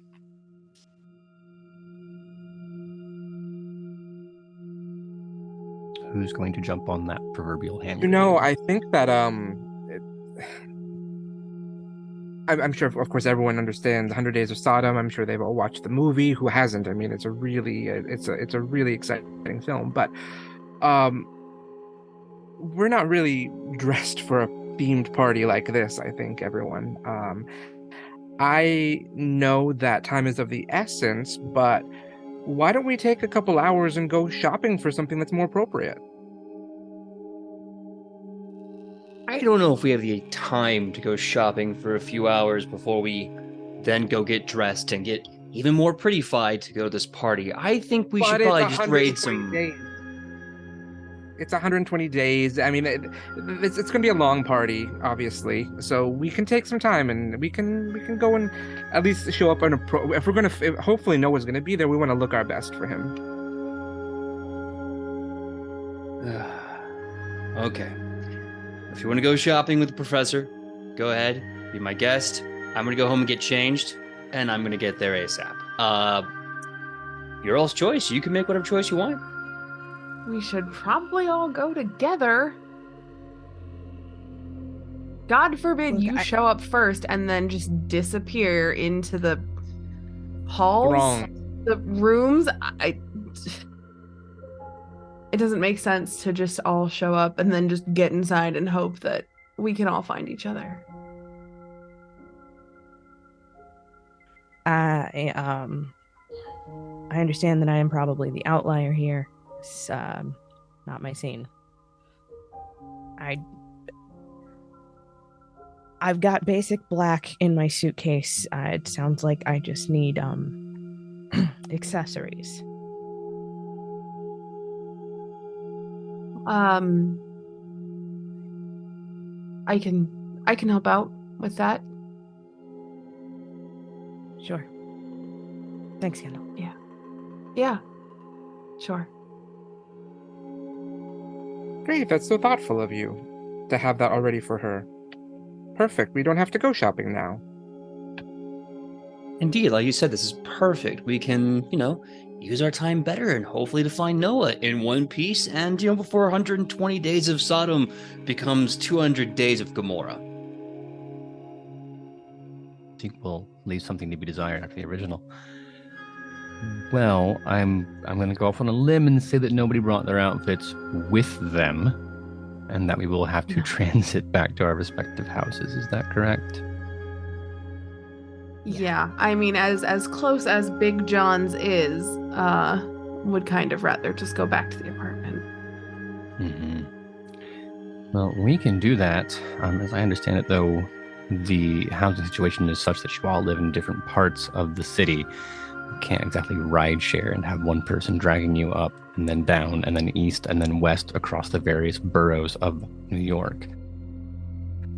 I think at this point, subways, taxis, Ubers, etc. are on the menu. Mm-hmm. Yeah. Whatever will get us there quickest. Well, then, 3 of you will make it back to your residences, absent any kind of interesting moments. Aiden, on the other hand, how about you and I pause and have a little chat together? First question, though. Taxi man, Uber Black, private car? I think Uber Black. Uber Black, all right, yeah. Yeah. So thumbing it down into your phone, which is easy because you're always on it. And it says, 7 minutes arrival time. Fairly typical. Don't know if you are paying enough attention to realize that this car shows up a little faster than normal. It's a black sedan, something fancy, something German, leather interior, very nice vehicle. The window rolls down and the man looks up at you. Say he's in his mid-40s, has that kind of Midwest dad build. In 20, 30 years, he'll have grandpa strength, So strong, obviously active, but not, beefcake swollenness, right? A little bit of a gray and some fairly short cropped hair. And he just looks up at you and says, Aiden, yeah? Yeah, that's my name. He cocks his head to the backseat. On our way.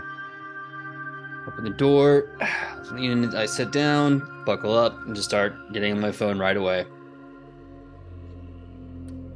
Then I wonder if you will notice something. Can you roll to observe the situation for me? Of course. Okay, that's pretty good. That a little worse now. That's a 14. 14 still good enough. You will then have your attention stolen away from the phone by the sound of automatic door locks kicking. Minding your own business. You're getting pretty far in Candy Crush, and then it's chunk as every single door locks. And you're probably stopped in traffic because it's New York, and at any given moment you are stopped in traffic. And the driver is staring directly into the rearview mirror. I slyly go to press on the 2 buttons on my phone that can activate the emergency response just in case. But I want to see what's going on here because this is awkward. Hey, buddy. I don't know much about BMWs, but child safety locks? What's up? Safety. Yeah, safety for you and for us. He cracks his neck just enough for you to see a man with a tattoo.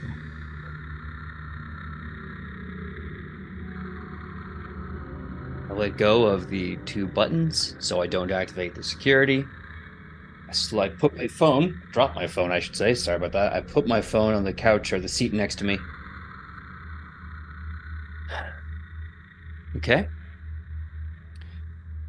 We appreciate the effort that you've been putting into the situation, Aiden. We really do. Understand that the people you're associating with have made it kind of hard to stay focused, and maybe that you don't have what it takes to really bring things home. But that's okay. because the situation has changed. We don't need Noah. You're going to go to the party. You're going to find him.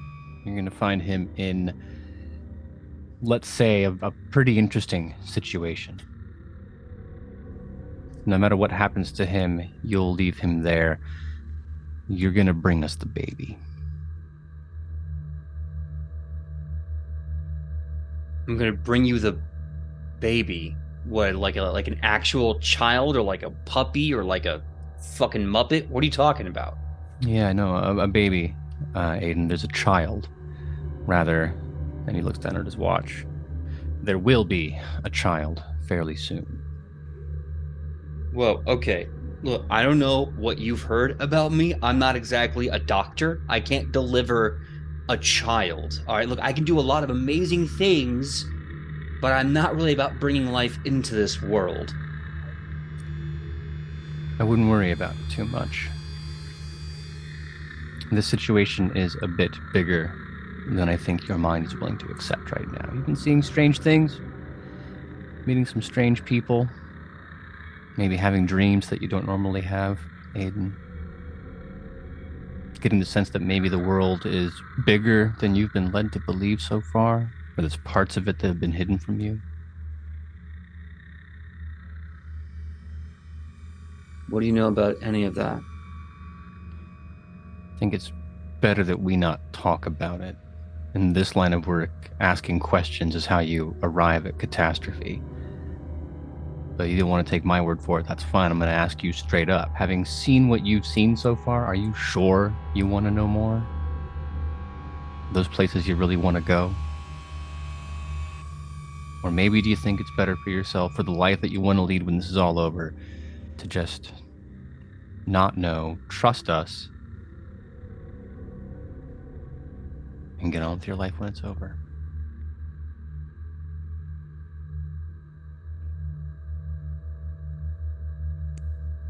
We'll ask questions, a wise man listens. You have my attention. So, you need a baby. You need me to get rid of these absolute hanger-ons, these savages that have been following me all fucking week. We're gonna do that. Because I just want distance from all of this. I have so many better things to do for you, for me. And if all you need is a fucking baby, I'll get you the best dumpster one I can possibly fucking find at this party. It's a very particular baby, Aiden, but don't worry, you'll know it when you see it. And it's not all bad news. We don't need you to hurt any of your friends. I cannot imagine once they see what's going on, they'll be in a hurry to take responsibility for it. And because we're not dealing with our normal clients, we're willing to double the usual fee. $1.5 million for the baby, Aiden.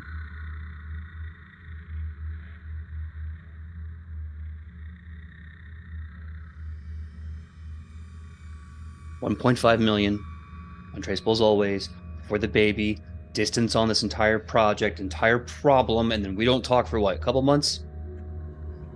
You know how it's always been. You come to us when you need money, and we have things that we need doing. You think about how long that amount of cash will suit you, and as always, we'll be watching for when you need more. All right. Well, all right then. See, now we're talking business. Now we're talking my language. I love this. You know, I love what we can do together. All right, you know, it's a deal. You got it. Excellent. Without missing a beat, the moment transforms back into ordinary traffic, slamming on the horn, yelling at people, navigating back. No need to leave a review on this one, but you might want to go back to the company and explain why you ditched that last ride. I'm already on my phone, opening up the Uber, canceling the order, and saying, other plans. Send. Well, Aiden's going to spend some time imagining what he's going to do with that money. My next question comes to Kendall and Aisha, because I 100% I have no idea what women get up to in dressing rooms or when they go shopping together. That is a mystery to me in the same way that the mysteries of this universe are mysteries to you. But I'm intuiting that given your relationship, it is not going giggly fun times in Kendall's closet of mystery and outfits. No, I mean, look at her. She pulled this out of her suitcase and thought that this is all that she would need.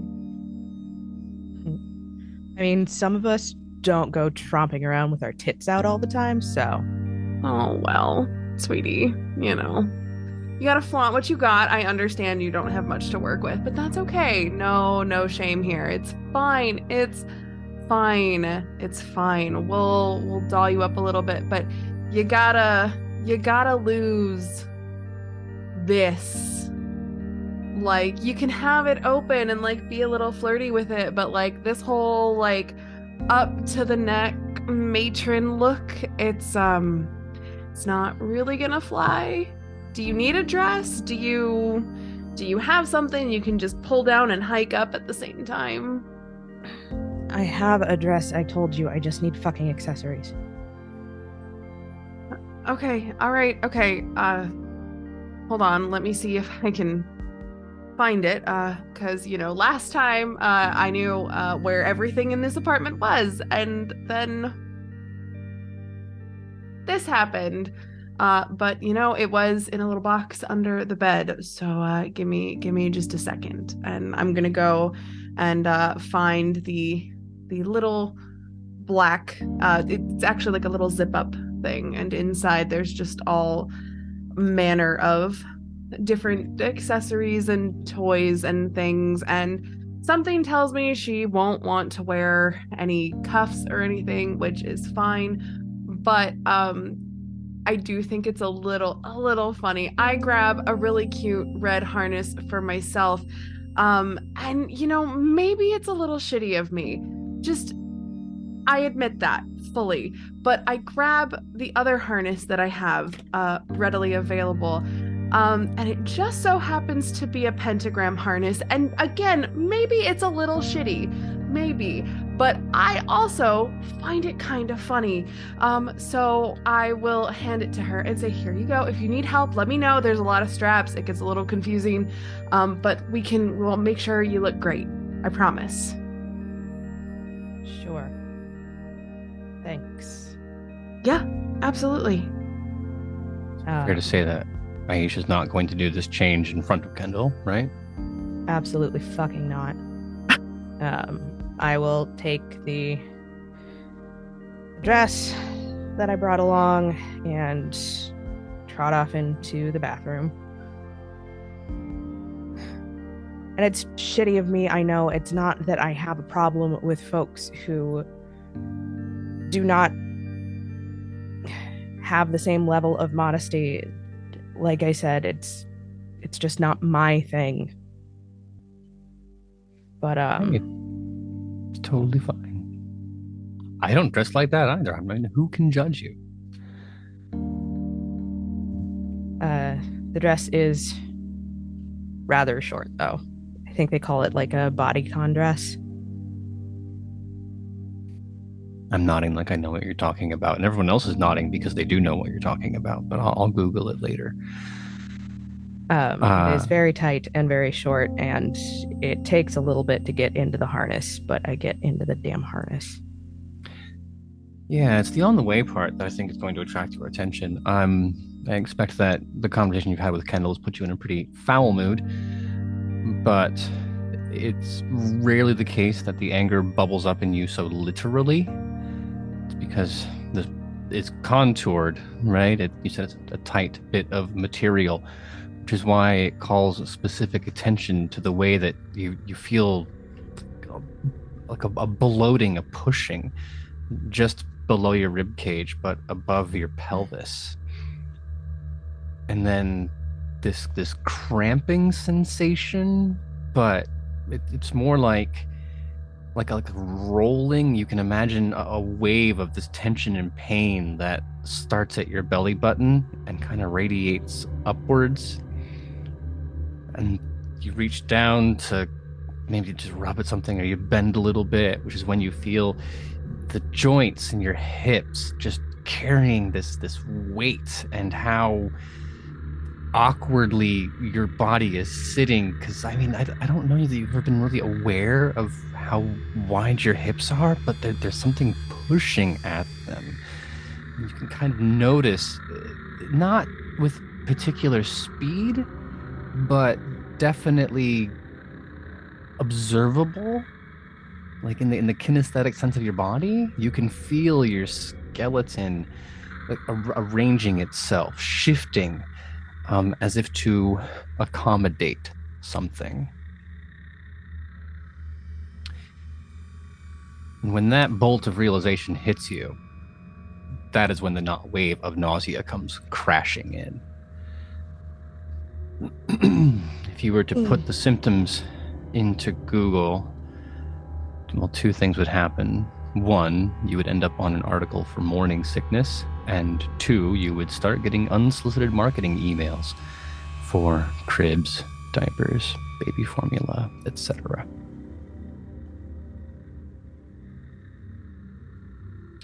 It's probably not something that you're familiar with. You've lived a good life, but Kendall, were she to be experiencing the symptoms, would have a very different kind of reaction, because the body has skipped the part where you wonder if it's just sickness or if it's a pregnancy scare, and has gone quite a bit forward. That's not possible. It's not. It's not possible. I don't. Oh no, for so many reasons. This isn't, I missed my period a week ago and I'm worried. This is, I've been seeing my doctor for a while. We've painted the room. We're arguing about names.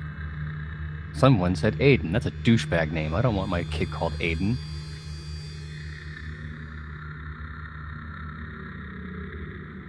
I don't understand. I don't. And as much as I don't want to, I keep remembering that fucking dream.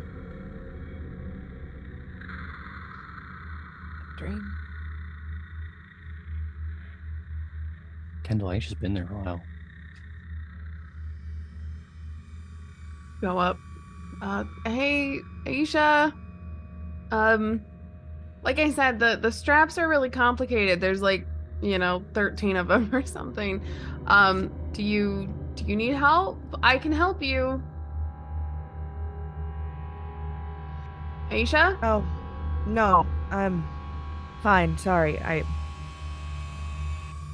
Nervous stomach. Okay, look, I'm sorry about being shitty earlier. We're all under a lot of pressure, but you don't have to be nervous. We kind of know that Noah's gonna be at this thing, right? And I get it, you're nervous to see him again, but it's gonna be fine, okay? Yeah, yeah.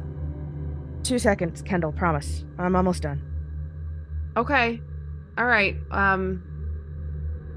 Let me know if you need help, though. Yeah, sure thing. Okay. Taking a moment to turn to the mirror, a little bit of cold water on your face always helps. Why else would they do it in the movies? And that's when you see the distortion of your figure, wearing what you are now. But it's shifted a bit to accommodate a wonderful 9 months. But it's starting there, the bulge that draws your attention. But looking up, that's when you realize that that's not your face. It's close, but it's not you. What? Noah looks swollen and in pain. This is not a pleasant experience. There is an exhausted agony on his features.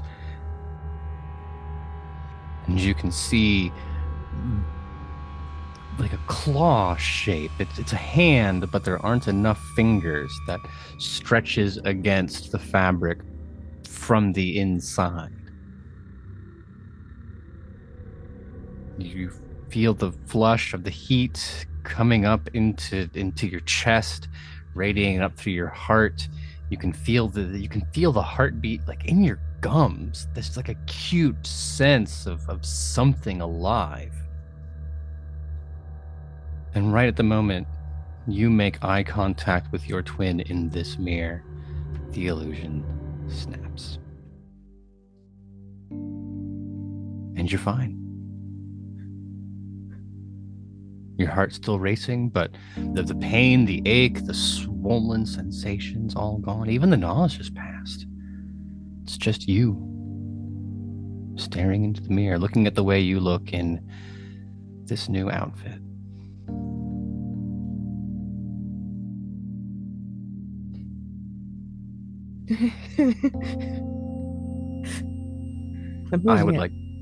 I would like you to roll to keep it together.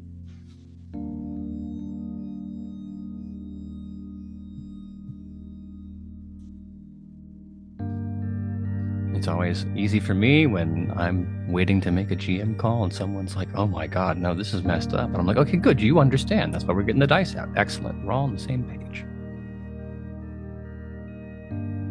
By miracle of God, that is a 15 on the nose. A miracle of God indeed. The virgin birth and all that coming to mind, it couldn't possibly be the case that you were in this situation. Not to suggest that you are a virgin. I don't have that information, and feel free to not. But we do know one of the things required for reproduction, and that it hasn't happened 9 months ago. So the point is that absent a miracle, faith shall see you through. I'm exhausted. I am dealing with unimaginable tragedy, and everything's off kilter, and it'll be fine. We'll see Noah, and I'll talk to Noah, and I'll know that everything's going to be fine. Indeed. Well, allow us to fast forward, if you all don't mind, towards the reconvening outside of this apartment complex where the party is to be taking place. Say apartment complex, it will be in someday an apartment complex. Right now it's an artist's loft. It's an old warehouse building converted into 4 stories of open floor space, and the kind of place you'd have the little cubicles built up where people can see, but it's very, very high ceiling, so it's just like some privacy walls, and you put 15 or 16 people in it who don't make a lot of money, and they make statues of stuff. That kind of joint. If you're not familiar, I'm sorry, because that was like I really wanted to live in that kind of place when I was a kid. Not gonna lie, I thought it'd be the coolest damn thing in the world. I didn't realize it was wrapped up in artistic failure and poverty. Anyway, we're standing outside of that location. The windows are boarded up or blacked out with curtains. The door likewise. But that single doorway does not have a curtain or some kind of tint. It is plastered shut with the flyers you have in your hand. But I suspect your entrance is going to pause as each of you sees the others dressed as you are.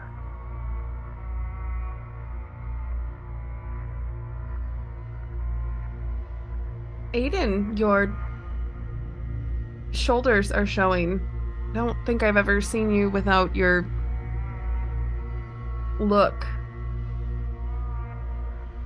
Thank you, I guess. And I really like the way that you put on red today. We are both just blowing our expectations out of the water. Yeah. Just really changing it up a little bit, huh? I thought it was time to let them out a little bit. I have to keep them in sleeves the whole time. I'm being facetious, of course. Aisha, I love what you've done. I'm blown away. This is such a great step in the right direction. It's new.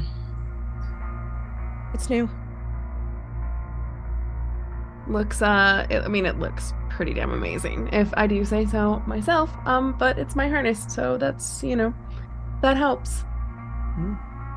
All three of you All right. sleeping on.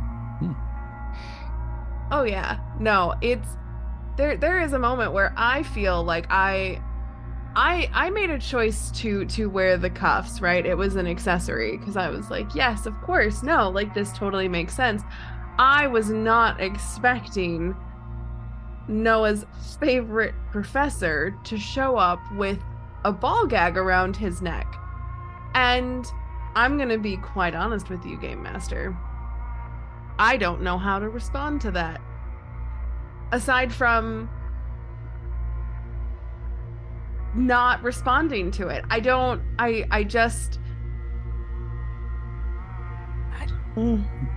Well, let me plant a sinister thought in your head, if you don't mind.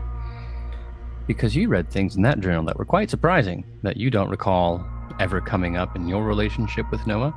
And when we checked in the very beginning of the story, you were content to blame those on Aiden. But look to the way that Aiden is dressed, and look to the way the professor is dressed. Maybe you were wrong about who was responsible. But I'll let you sit with that negativity. Let that little worm crawl around, digesting the worst of your thoughts so it has plenty of energy to turn into a big, beautiful, angry butterfly. Aiden, first time you've seen the professor like this. Professor, the first time you've seen Aiden like this. I'm glad to see that we all got the memo to dress the part. I'm surprised that we were all able to slip into character so easily. See, we all look great. Look at you. You had this hanging up in your closet. Aisha got a handout from Kendall, and here we were, wanting to waste a couple hours shopping when we already had the goods. This is what I'm telling you, people. We don't have to go off and wait. You can seize it now. And Professor, that ball gag looks terrific on you. It's an old gift from a friend. I mean, the shirt's actually kind of great. Isn't it? I definitely think that I would love to wear it in classes, but the other people who I work with have dress code feelings at NYU, and apparently... I was going to say. Yeah. Nothing else. It would be a very distracting lecture. But we don't want to distract my students, that's right. The team has assembled, dressed for the part, and ready to enter the building. From the outside, the sound's still. You get the normal city noise, but there's nothing going on, as far as you can tell, beyond that portal, that entryway. It's not until you reach out and touch it that something else occurs, which begs a question. Who is the first person through the door?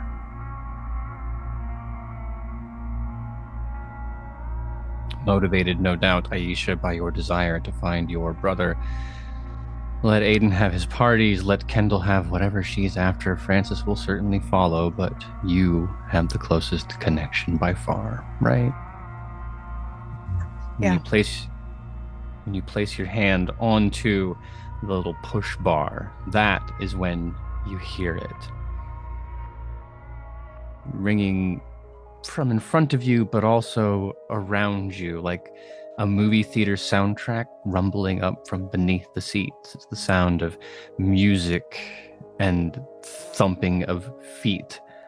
There's the jingling of chains, a slight undercurrent of moans that become screams that become moans again. And you push the door open to reveal what will at some point probably be the security desk, the entryway. They'll have the little mailboxes on the right. On the left will be the desk for reception. At the moment, it's just bare walls. The floor is littered with empty syringes, food packaging. And stairs go down. course, they go down.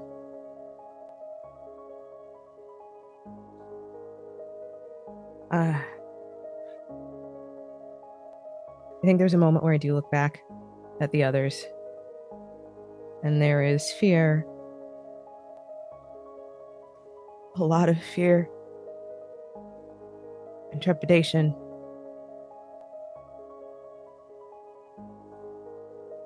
But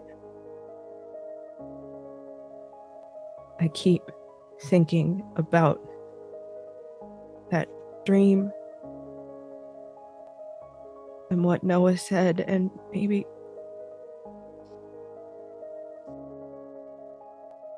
he was right.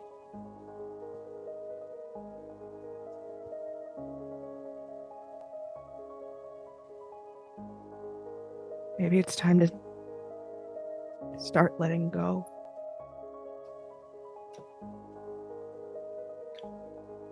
Why do you hang on to the place that you're from and the person you were?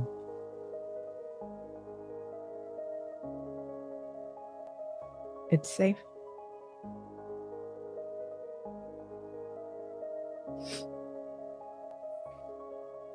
It's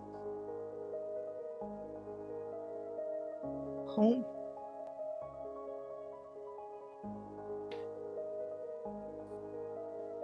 When Noah made the decision to leave, you were obviously devastated. Was it because, of course, as you said, that he was entering a dangerous world? Obviously dangerous. How right you have been proven. The vindication must feel bittersweet.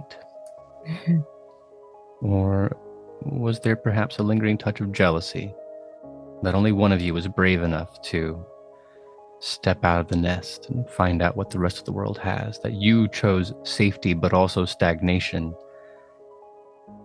and he was willing to take a risk?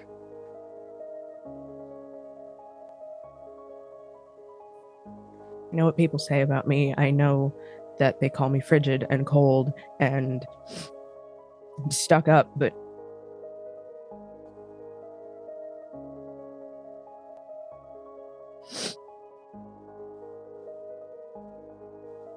You think you made the right decision?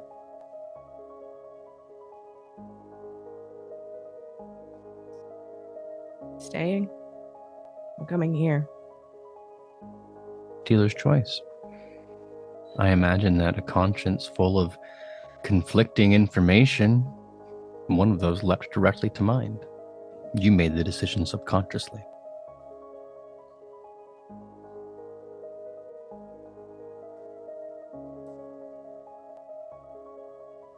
Not in a million years, not for any promise of rapture or salvation would I leave my brother behind.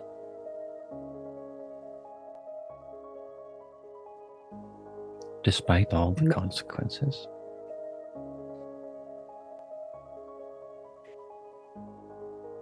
And maybe in finding him, I find a part of myself.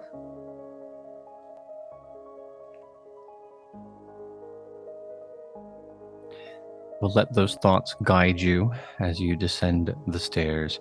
Entirely too many stairs for the depth you are proceeding, each a little more off-kilter than the last.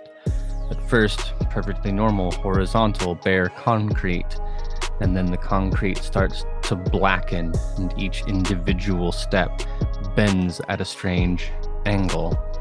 There's a hint of apprehension as your natural body says that you take the next step. Gravity's gonna fuck you. It's at a strange, bizarrely twisted angle, but then it seems that every step you take forward, your foot lands in the exact correct place. And there's a darkness in the stairway that at first feels just like a trick of the light. You've experienced this in the hallway leading to Big John's, but it's not until that sense of proprioception grabs you and you feel the need to reach out to touch the wall, and you realize the wall's not there. And your hand stretches out into an infinite blackness for just a second before, like a old TV station, moving the antennas, trying to get the picture to come back. something approximating normalcy settles in. And I say approximating because as the four of you arrive at the bottom of this stairwell, you see a large pair of hewn wooden doors, immaculately carved. Definitely not the kind of thing that came with this building. It calls to mind a cathedral, or at least a chapel.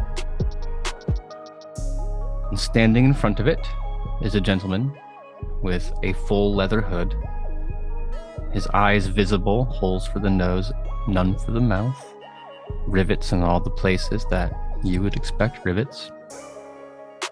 And he has a leather cuff in his hand that is attached to a chain that attaches to 3 young men, younger than Aiden, old enough to not cross any laws. Don't get on me, Twitch. Each of them wearing a spiked leather collar, a hook in the back that leads to the leash, and not a whole lot else.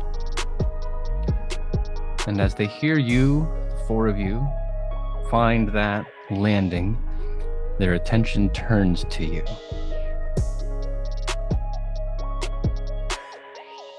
Everyone stays unmoving.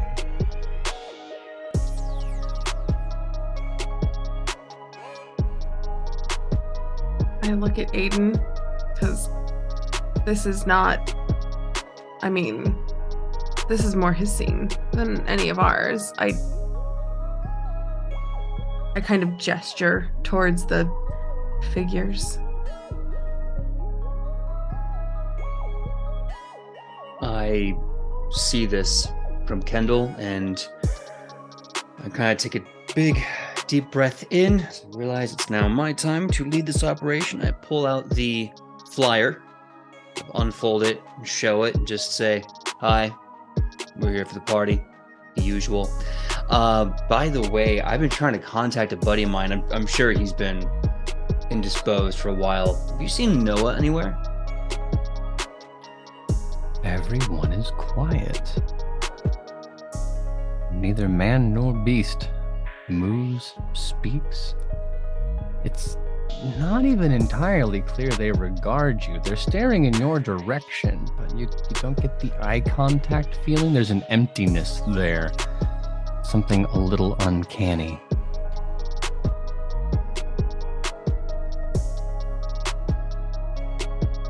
I'm looking around at the... Oh, I'm sorry, were you going to say something? No, by means. Okay. I'm looking around at the tall, leather-faced individual. Looking around at everyone. Hi. Hello. My name's Aiden. I'm speaking with you right now with my words, and I would appreciate just some civil reciprocation. Looking for Noah, and I'm pretty sure this is the place. We just want to, obviously enjoy the party and catch up with him. Been trying to text him, but I imagine he's not wearing any pants. Case in point. Blankness. Can I go to the door? Can I try and get around them and go through the door? Sure. As you do, roll reflexes. Sure. Okay.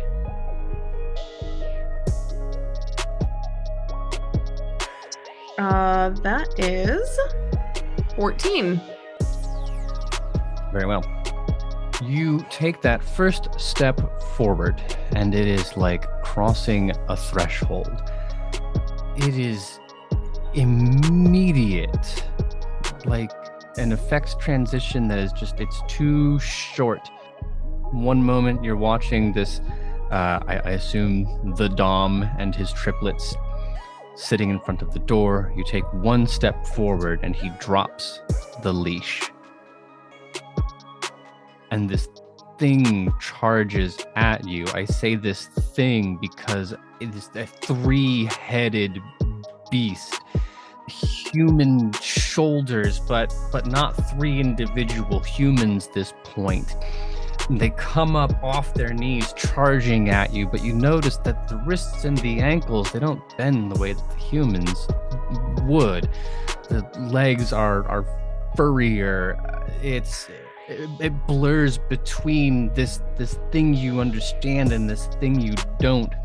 And as their jaws open, glistening with saliva, you realize they're too long and they have more canines than a human mouth should.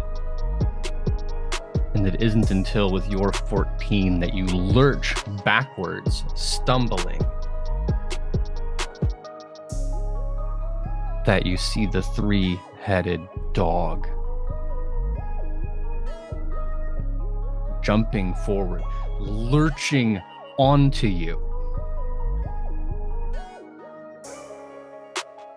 14. Minor complication. You will lose that point of stability, raising your hands reflexively to defend yourself. Everyone else watching this happen, you just see Kendall fly backwards of her own volition as if pulled by some kind of Michael Bay wire device, screaming out, panicking, scrambling, and then raising her hands up to defend herself. I may not like her, but I'm not just gonna leave her on the floor. Kendall! Get this thing off of me! Kendall, there's nothing here. What the fuck are you talking about? Are you blind now too? Kendall, Somebody needs to get this fucking thing off of me. Get this fucking thing off of me. Get this fucking thing off of me. I'm going to immediately rush over to her. Assuming from my worldview, there's nothing on her. I'm going to help her to her feet. As I help her to her feet, I'm like, it's okay. We've had a long day. Kendall, what are you doing to me right now? Kendall, take a deep breath. Okay? You're safe. God damn it. It's been a long week. What can I say? So sorry about all of this. Can we go through? Is that okay? Can we do that? I say to the big burly man. That's when Aiden calls attention back to the handler, that you realize that his 3 pets are still there. The doorman, the handler, he barks a single word in German, a command used for police dogs. The doors open slowly, widely. They turn and walk inside. The sight that opens up is carnal. The roar of the music is immediate, hitting you like a blast of hot air from an oven. You see stretched out ahead of you, at least as far as the lighting allows you to see, just hundreds, possibly, different bodies in different states of undress. Some bouncing to the music, some bouncing for other reasons. All of them pressed so close, hot, sweaty together.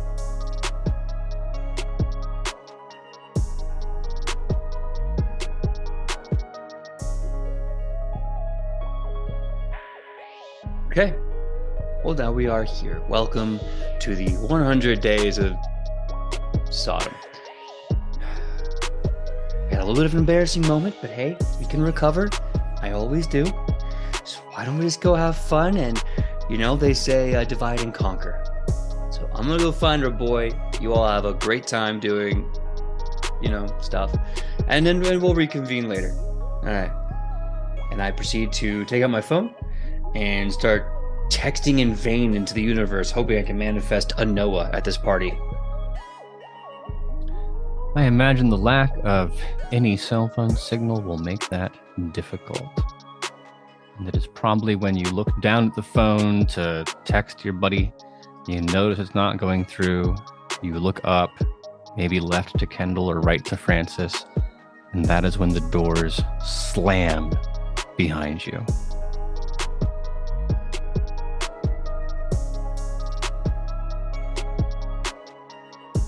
I'm pretty sure I hate it here already. Already not having a fun time. Straight up not having a fun time. Yeah, no, Maybe I think we I'm with should you go. on that. Yeah. No.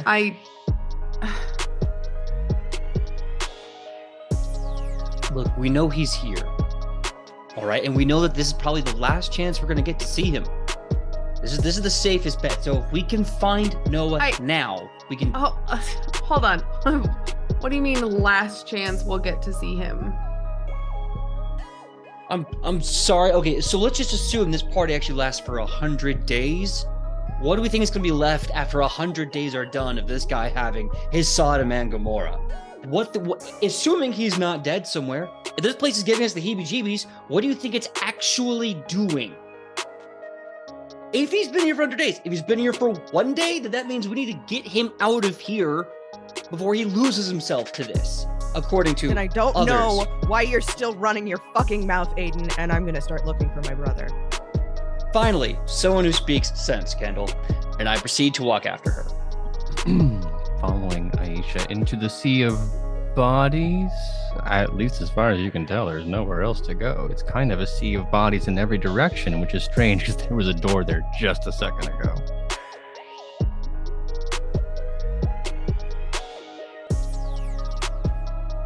I mean, there's nowhere to go but forward and through.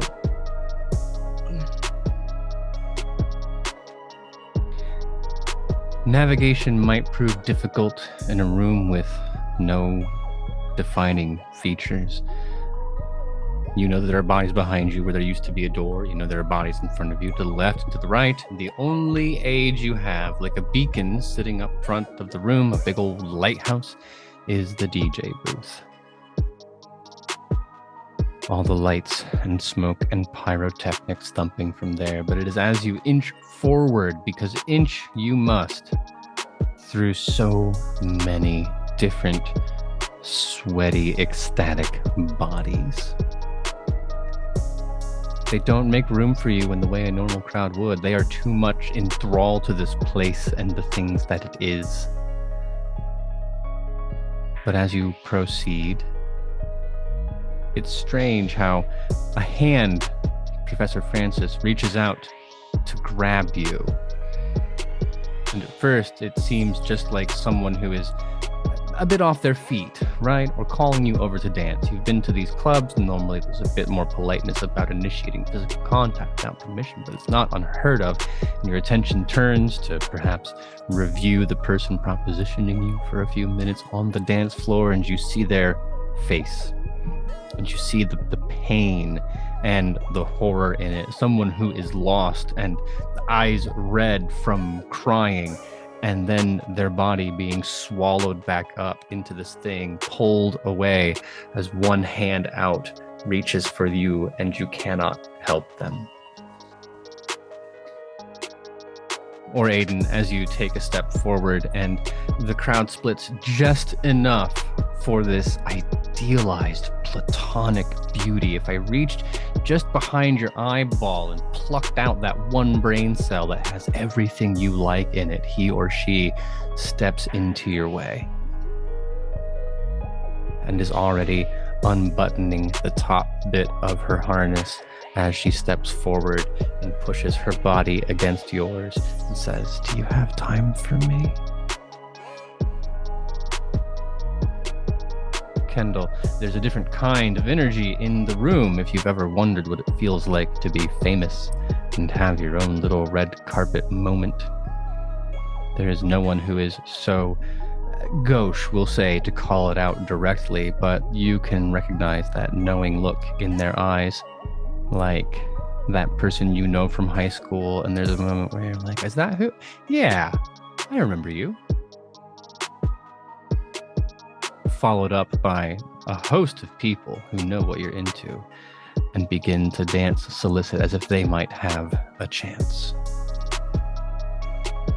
But Aisha, you will have to witness this alone. Suffice it to say, you are all alone in your own way, perhaps occasionally able to spot just a little bit of the other person as the crowd undulates and naturally separates you. But walking through the middle of it, surrounded by a small little circle on an island by herself, a halo, if you will, Aisha is able to stride among these bodies with nary a single finger out of place.